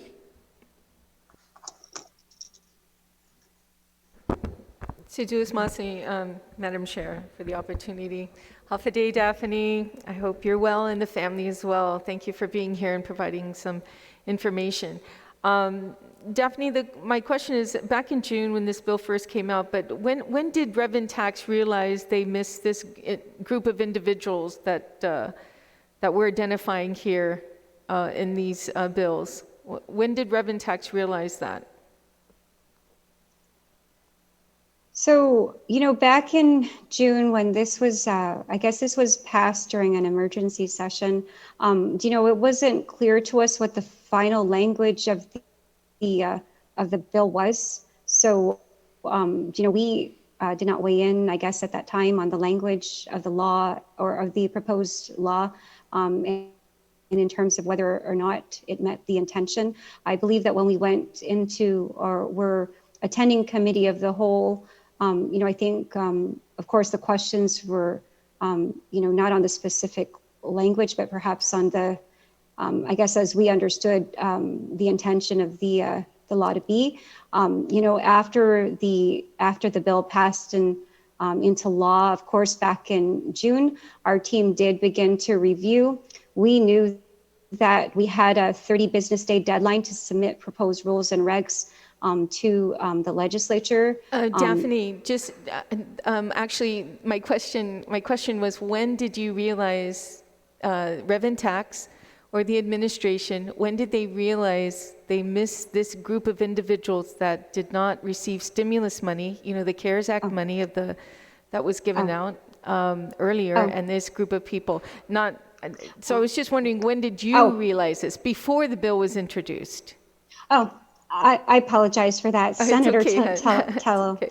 I misunderstood. So regarding this, I know actually this particular issue of there being a gap that was not addressed by the CARES Act itself. The gap. I don't know exactly when, but I know that, even throughout the nation, this was something that was brought up because, of course, there was several, taxpayers, those families who have, in particular, students who are still dependents that, were not able to, I guess, avail of a benefit that, other families were. And so that was, after the CARES Act passed, I don't know when, the CARES Act passed in March 27, which was March 28 Guam time. Before June, yes, before June. So when you saw this, there was that gap on these particular individuals that didn't receive any kind of stimulus. When did you bring this to the administration, and did you ask the administration to address this?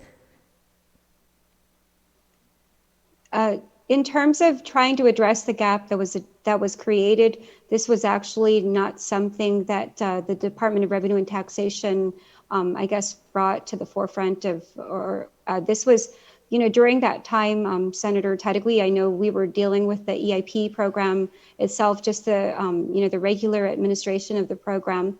And so this was not, something that, we had identified, even, and perhaps, in terms of addressing it, because this was discussed, I guess, on the national level, there was later talk about this gap being addressed by the HEALS Act, which of course hasn't passed. And even during the time that we were even preparing to administer the EIP after the implementation plan of the EIP was approved, that was the time that Program and Salapi, I believe that the same week that Program and Salapi was announced was probably the same week that the implementation plan was approved by the IRS and Treasury, and that was the same week that we had begun to work on making the mass payments to our people for EIP. So this was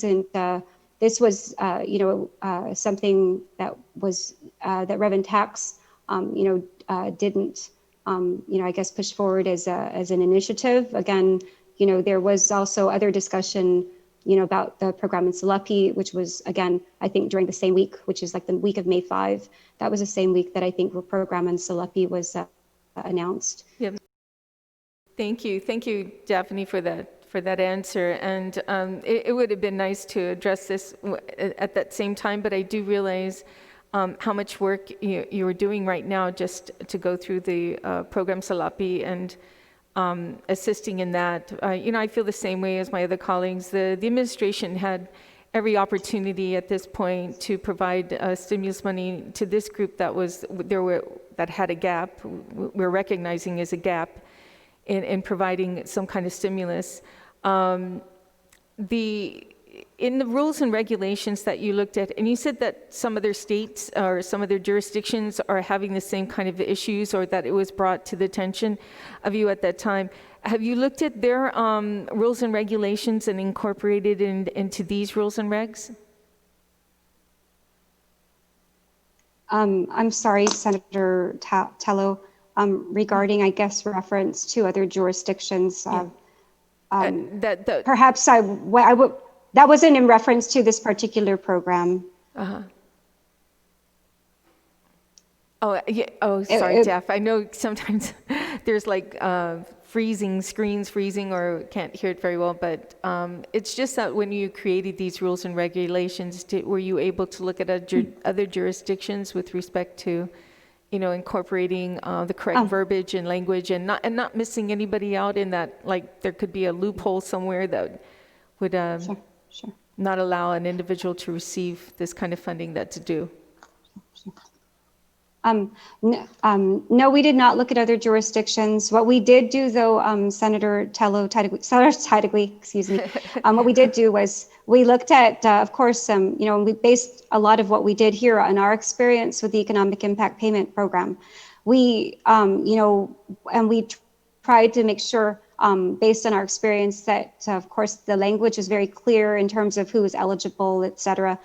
Because we didn't want to run into any issues, but we did not look at other jurisdictions. Okay, thank you. And Daphne, to stumble on the last name Tidegui. I know. I apologize. You're a Tidegui. I'm a Tidegui too. Okay, well, thank you again, Daphne. I know you have a lot of hard work, and please give my best and kudos to all those down at Reverend Tax who have been working throughout this whole pandemic, and wish everybody to be safe, and please be safe. Thank you. Sijus Masi and Hagumas, Senator. Thank you, Senator Tidegui. Senator Munya. Thank you, Madam Chair.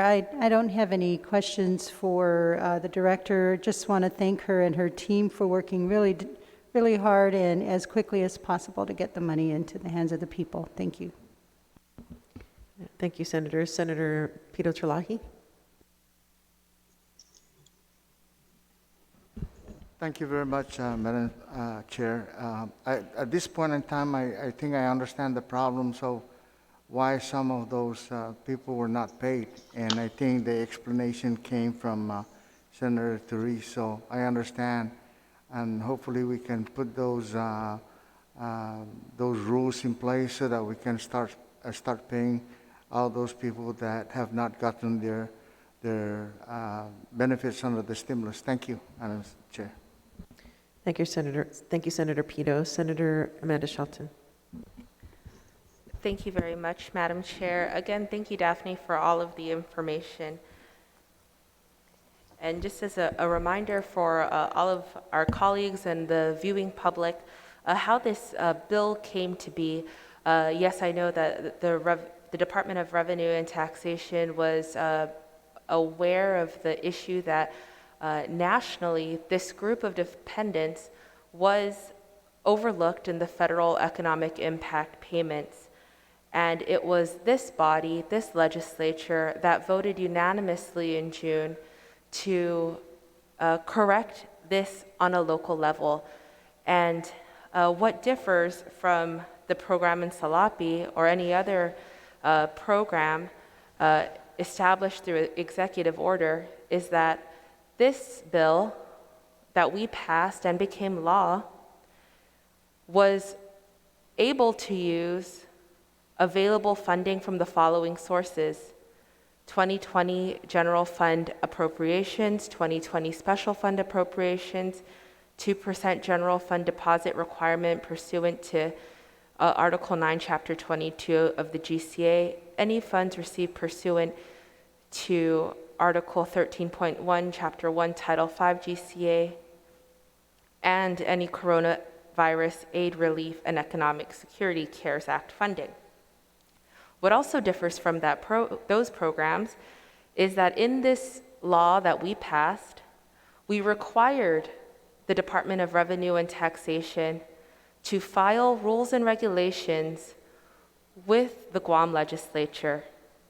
Notwithstanding any provision of the Guam Administrative Adjudication Law, the Director of the Department of Revenue and Taxation shall, within 30 business days of the enactment of this act, promulgate rules and regulations to implement the Dzuri Mengafa Help for Families program, and shall transmit such rules and regulations to the Speaker of the Legislature in Guahan. So, Madam Chair, I'd like to thank the Department of Revenue and Taxation for following the law that we as a body passed, and for collaborating with us to ensure these rules and regulations were developed with the people in Guam in mind, and that we are here today to expedite these rules and regulations so that this program can begin. So again, thank you very much, Daphne, to you and your team, and for answering all of our questions here today. Senator Rajel. Senator San Agustin. Thank you, Madam Chair. Daphne, make sure you're there. I'm here, Senator. Simple question, the two bills in place, do they meet all the requirements? To the best of our abilities, as we've reviewed it, we believe that they're as thorough as they can be. We had our team, we've been working on this, and we actually, even prior to this, of course, again, and I want to thank Senator Shelton. I want to thank all of our the 35th legislature for being supportive of our agency. I want to share with you, we have always done our best, again, to try to serve our people, and we appreciate the support of the legislative body so that we can work collaboratively to serve. Regarding the requirements, we believe we've done our best to review and review, and we believe that that it meets the requirements that's necessary so that we can make these payments to our people. All right, thank you, Daphne, and God bless you, and thank you to all your staff for what you all do. All right, and all be safe and stay healthy. Thank you. Thank you, Madam Chair. Thank you, Senator San Agustin. Senator Biscoli. Sidus Masi, Madam Chair, and Hafide, Director Shimizu, thank you so much for answering our questions and for being available for the body. As the proffer of these bills had mentioned, the original legislation creating this program, as we all know, was unanimously passed by this body in June. And I know similar questions to this one were asked, but Director Shimizu, if we pass the rules and regulations that you've presented, can you just please clarify how long it will take to pay out all eligible recipients, and if you can give us some sort of information about if we'll be able to at least process a majority of these payments by the end of the year. And again, as others have mentioned, I ask this because your department has really done a good job, has been very successful at processing and paying stimulus benefits, and this administration has operationalized other direct aid programs like you were mentioning, the Perkaman Salapi and others for our families. So we've heard you talk about payments starting before the end of this month, but can you give us an idea of how long it'll take to handle everybody that may be eligible? Just Masi, Senator Lee, for asking that. It's really difficult to tell, of course, how long it will take for us to make payments. On your question as to whether or not we'll be able to make the majority of the payments by the end of this year, or even sooner, I just want to share with you, from the start, well, first of all, we totally, I think from the rev and tax perspective, recognize the importance of making all payments that are required to be made to our people as soon as possible. From the start, I want to share, I've had people, and I like our EDP supervisor, our accounting supervisors, our various supervisors who from the start, even during the public health emergency when we were first, having to, suspend all of our services and not be able to serve the public. Even in the face of trying to deal with the issue and the uncertainty of, of what it means to be part or to have to be in this public health emergency, and uncertainty about whether or not, most especially these people who are health compromised, would be okay if they came into the office. I appreciate the passion of my team, and the reason why I believe I have a lot of passion as well for this is because I have a hugely passionate team who recognizes the importance of this issue, of the issue of EIP, of the issue of making payments to our people. I know, at this point, I can't say exactly when. I don't have a date. I can't say, and I only can say that we're definitely going to do them as soon as possible, as soon as humanly possible, so that we could get it stood up, so we could get the applications out, so we could get payments out. Although I can't say that, I can definitely say that the heart of rev and tax is with our people. I say it very emotionally because, again, even in the midst of the public health emergency, and I know that we have so many of our people that are suffering, and so many of people are in need. The needs of our people, the needs of our community has been at the forefront. As our team has been activated even during PCOR 1, we and in the midst of this being a very challenging time, and in the midst of how many people that we have in the last week, 8 people passing away from this this terrible virus in the last few weeks. In the midst of all of this, my team has been at the office, and they've been working to process payments for AIP. They've been working. They were only out, I think, in the 1 week, of course, when when what I call restricted PCOR 1 was called.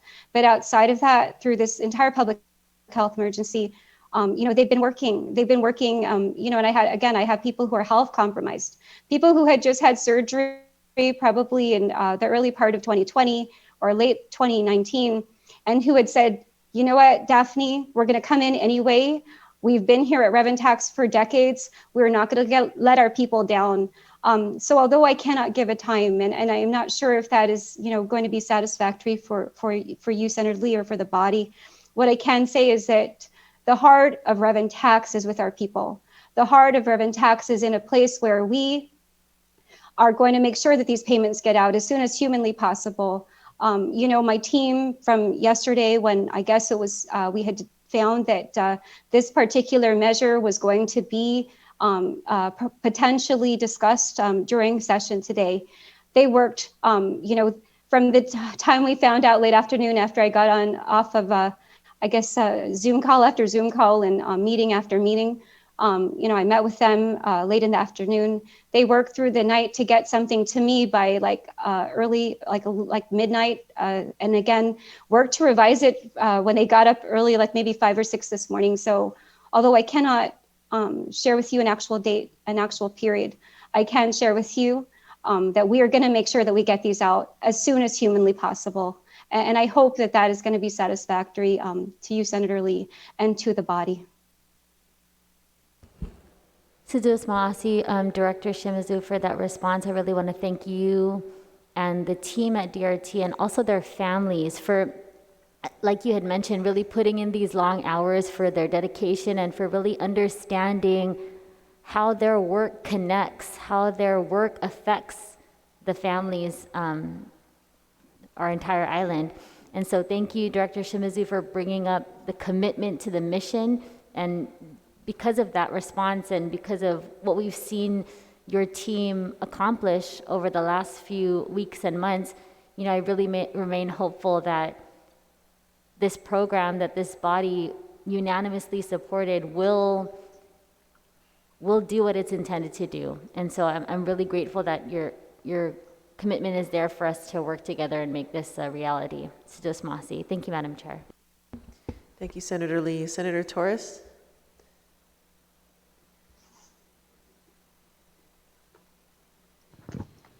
Thank you, Madam Chair. I don't have any questions for Daphne. Many of them have already been answered, but I just wanted to extend Undunklana Sudus Maasi for her continued service and diligence during these COVID times. Thank you, Madam Chair. Thank you, Senator Torres. So we're going into the second round of questioning. So we'll start from the top. Senator Therese Terlahi. Thank you.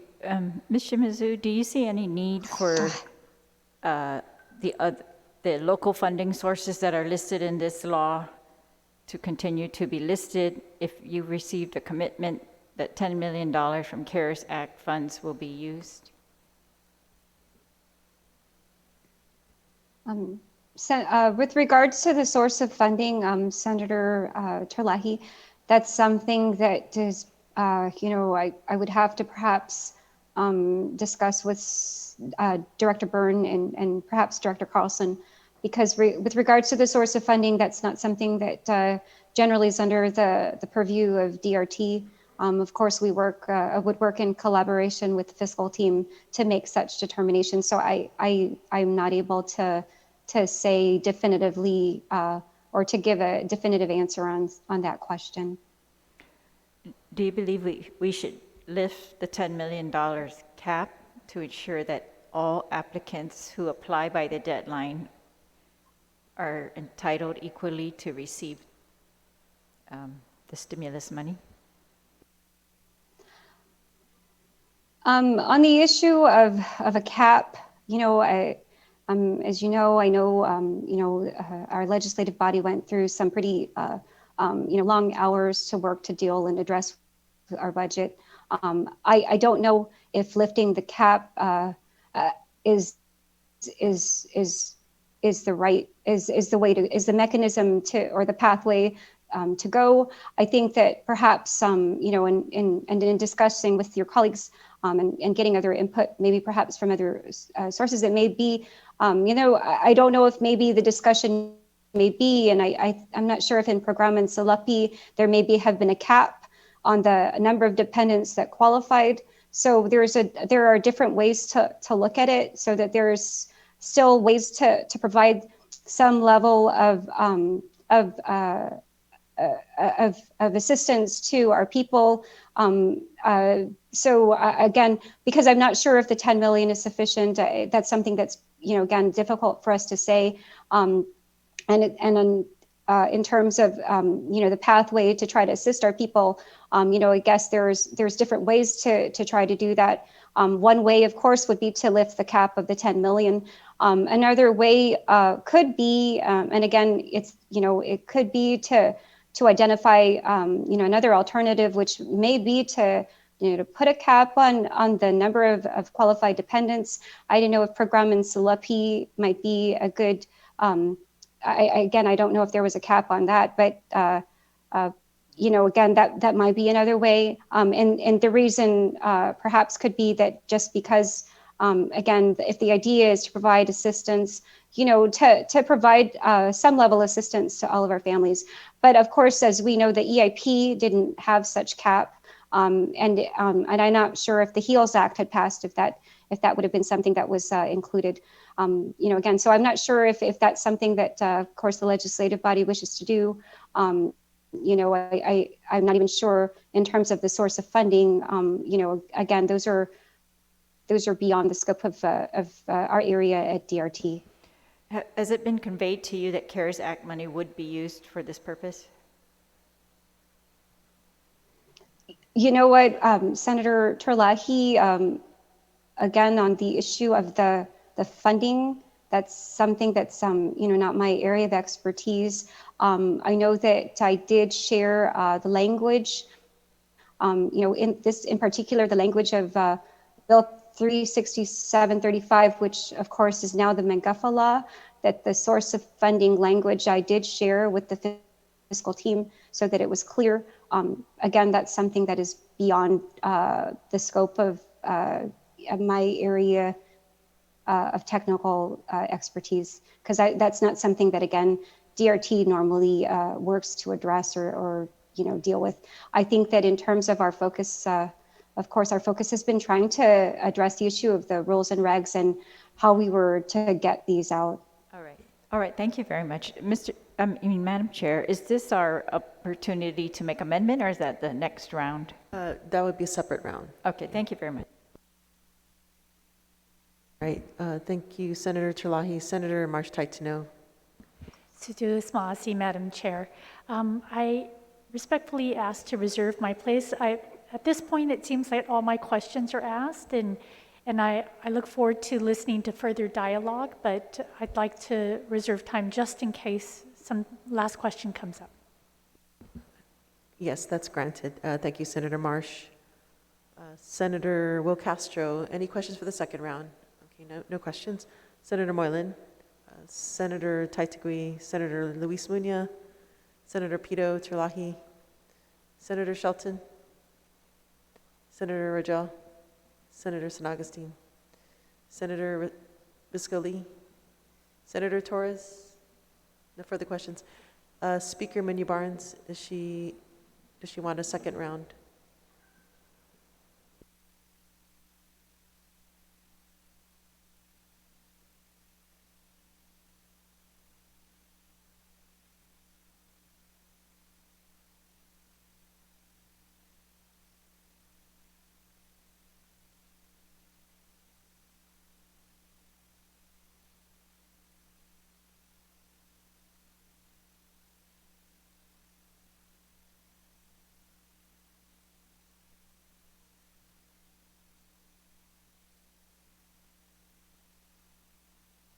All right, so being that there are no further questions, we're going to move on to the amendments. So I believe if everyone can place their amendments in the drive.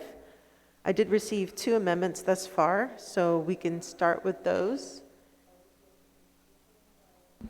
Madam Chair, I'd ask that you dismiss the panel first, Ms. Daphne. Yeah, it's my intent to actually keep her on in case there's further questions regarding these amendments.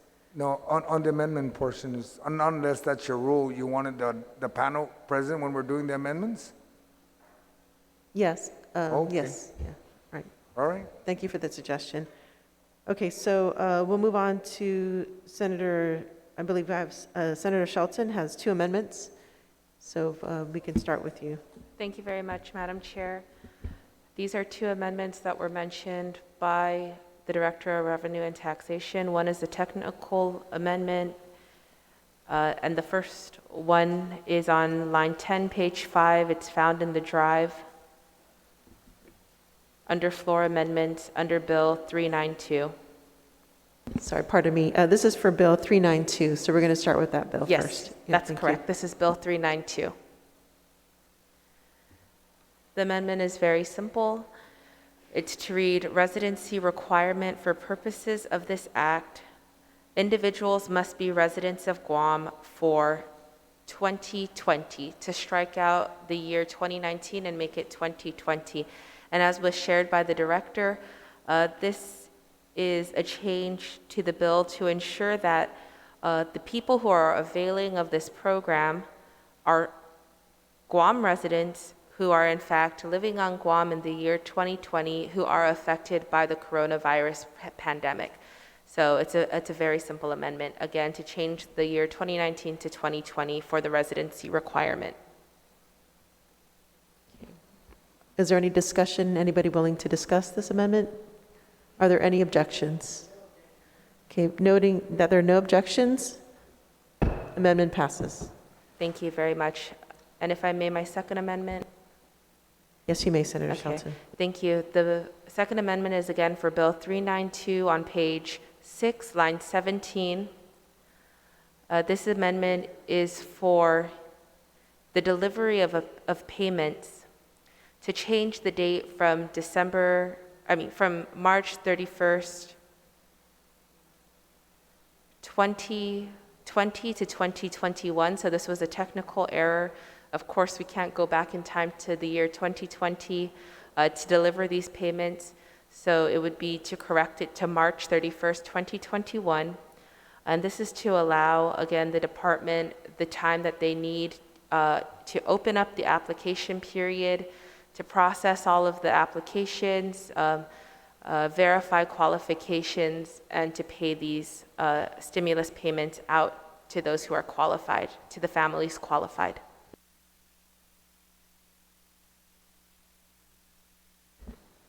Is there any discussion on this amendment? Senator Marsh Taitano? And I'm sorry for the amendment in the drive, which is still reading December 31st, but that has actually been taken out of the bill. That's an error in the amendment. So after March 31st, 2021.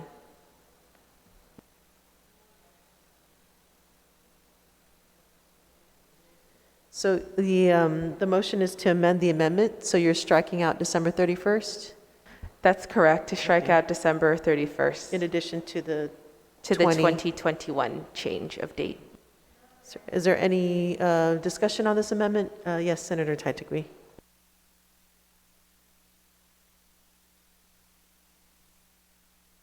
On the amendment to the amendment, is there any discussion?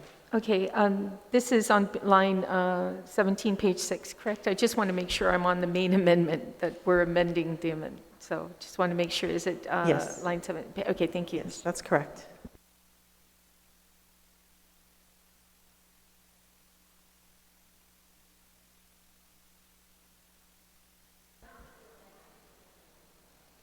So any further discussions on this amendment to the amendment? Okay, so any objections to the amendment to the amendment? Okay, seeing now that there are no objections, amendment to the amendment passes. Now on to the amendment itself. Is there any discussion on the amendment itself? Okay, any objections? Senator Taitagui, you're recognized. Madam Chair, can I just have 1 minute, because I just got the amendment now. I'm just trying to look over it and compare Okay, it. so Just 1 minute. Is that a motion for recess or request for recess? Just a, yes, a moment. Okay, recess, so we please. are on recess.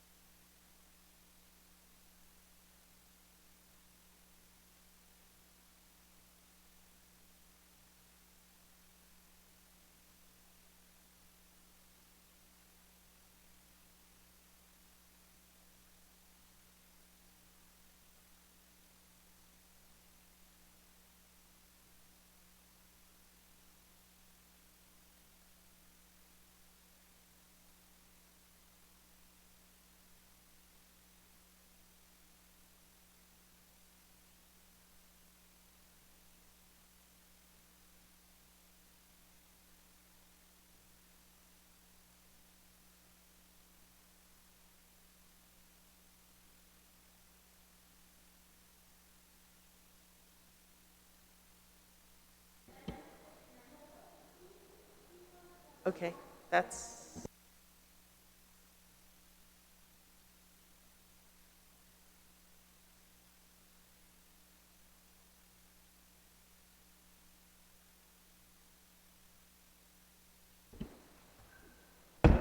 Committee in the whole is back from recess. Where we left off was with Senator Shelton's amendment. So I believe it was Senator Taitakwi who had the floor.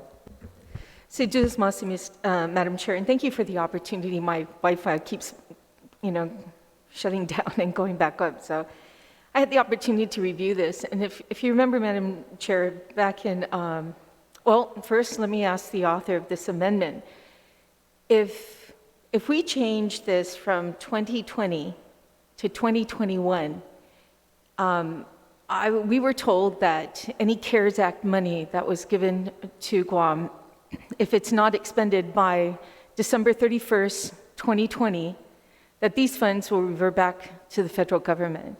Is she aware of that?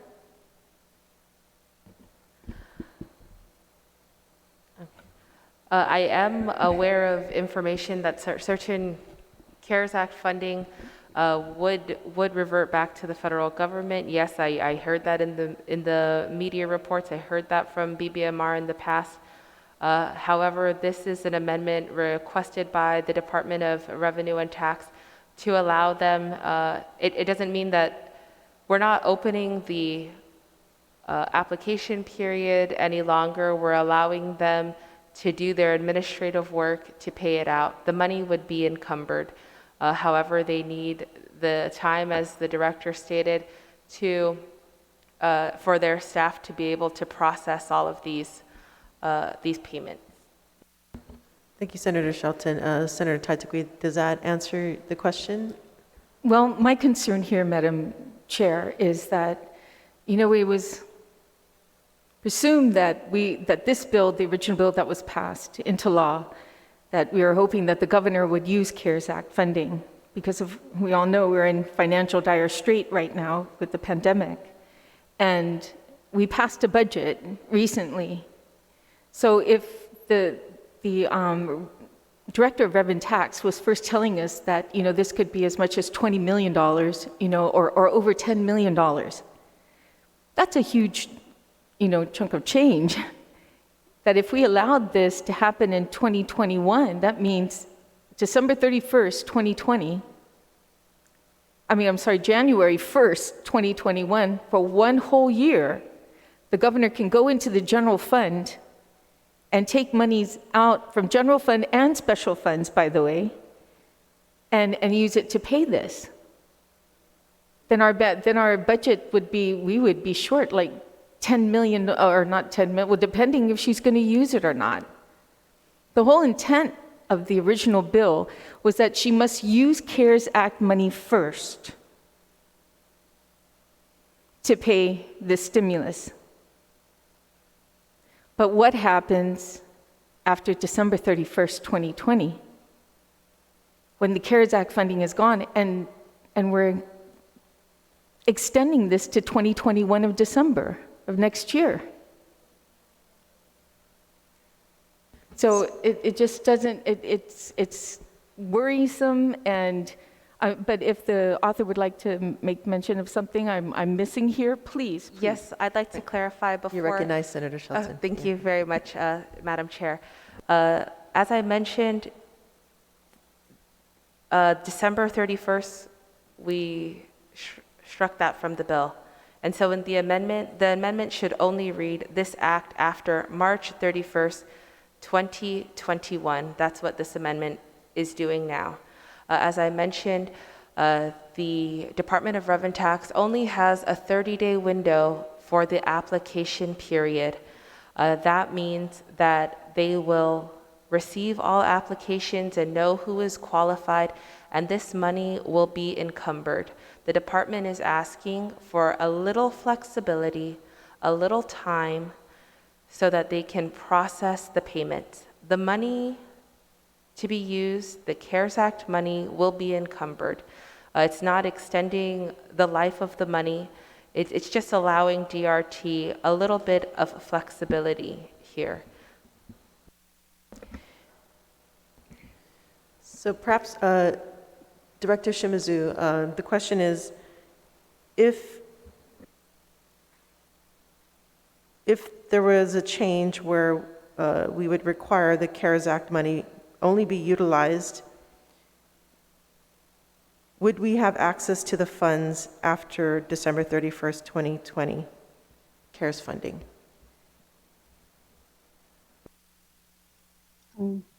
Thank you, Chairwoman Paris. Regarding that Director question, Shimizu, thank you. can you hear me, Senator Paris? Yes, we can hear you now. Thank you. Okay, so thank you for that question. You know what, and on the issue of the CARES, the coronavirus relief monies, you know, I do understand the concern. You know, the coronavirus relief monies, the requirements, the regulations regarding that, that's something that hasn't been managed by the Department of Revenue and Taxation. That's something that, although it has been, I guess, part of the, you know, of course, the fiscal team does discuss those, and those actually, again, I am not, in terms of the coronavirus relief money budget, that's not something, you know, of course, that was issued by the Department of Revenue and Taxation, that was issued by the Bureau of Budget and Management Research. I can appreciate and understand Senator Tadekli's concern, you know, I guess with regards to the payments of these, you know, these McGuffa to our people, though, I guess, you know, the main concern that we had and the reason why the request was made for the additional time is just realistically, we don't believe that December is going to be sufficient. You know, again, on the trying to pay these out as soon as possible. I'm even communicating with my team as we speak right now, you know, just because I know we need to get this done quickly, but I apologize, but I can't, that's not something that I can definitively say. I do, again, I have, you know, heard that, of course, the December 31, 2020 is the deadline for the use of the funding, but I in terms of the technical, you know, whether it's encumbered or et cetera, that's not something, you know, that's my area of expertise. So just a follow-up question to Daphne regarding the stimulus monies. What were the rules regarding those as far as, so for instance, if you receive applications, can that money be tapped into after the deadline of what's given, or what is the circumstances around the stimulus payments, and do you think it's similar to what the CARES money, how the CARES money is utilized? Okay. Thank you, Chairwoman Paris. So with regards to the EIP, the difference is the economic impact payments actually at this point for what the payments that are made in 2020 are in advance of the filing of a tax return.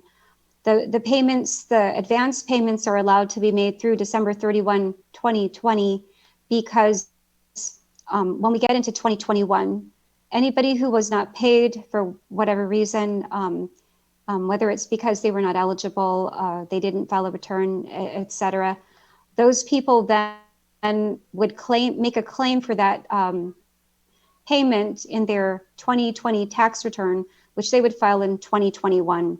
So there is a bit of a difference, again, because although the December 31, 2020 deadline is in the CARES Act as it relates to economic impact payments, there is still a mechanism for taxpayers to receive the EIP, but just not as an advance payment, but as an actual credit on their tax return when they file their 2020 tax return next year.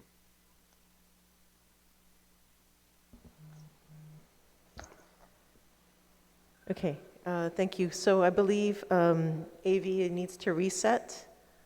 I think this now is a good time for a recess for lunch, so we can come back at 2 o'clock.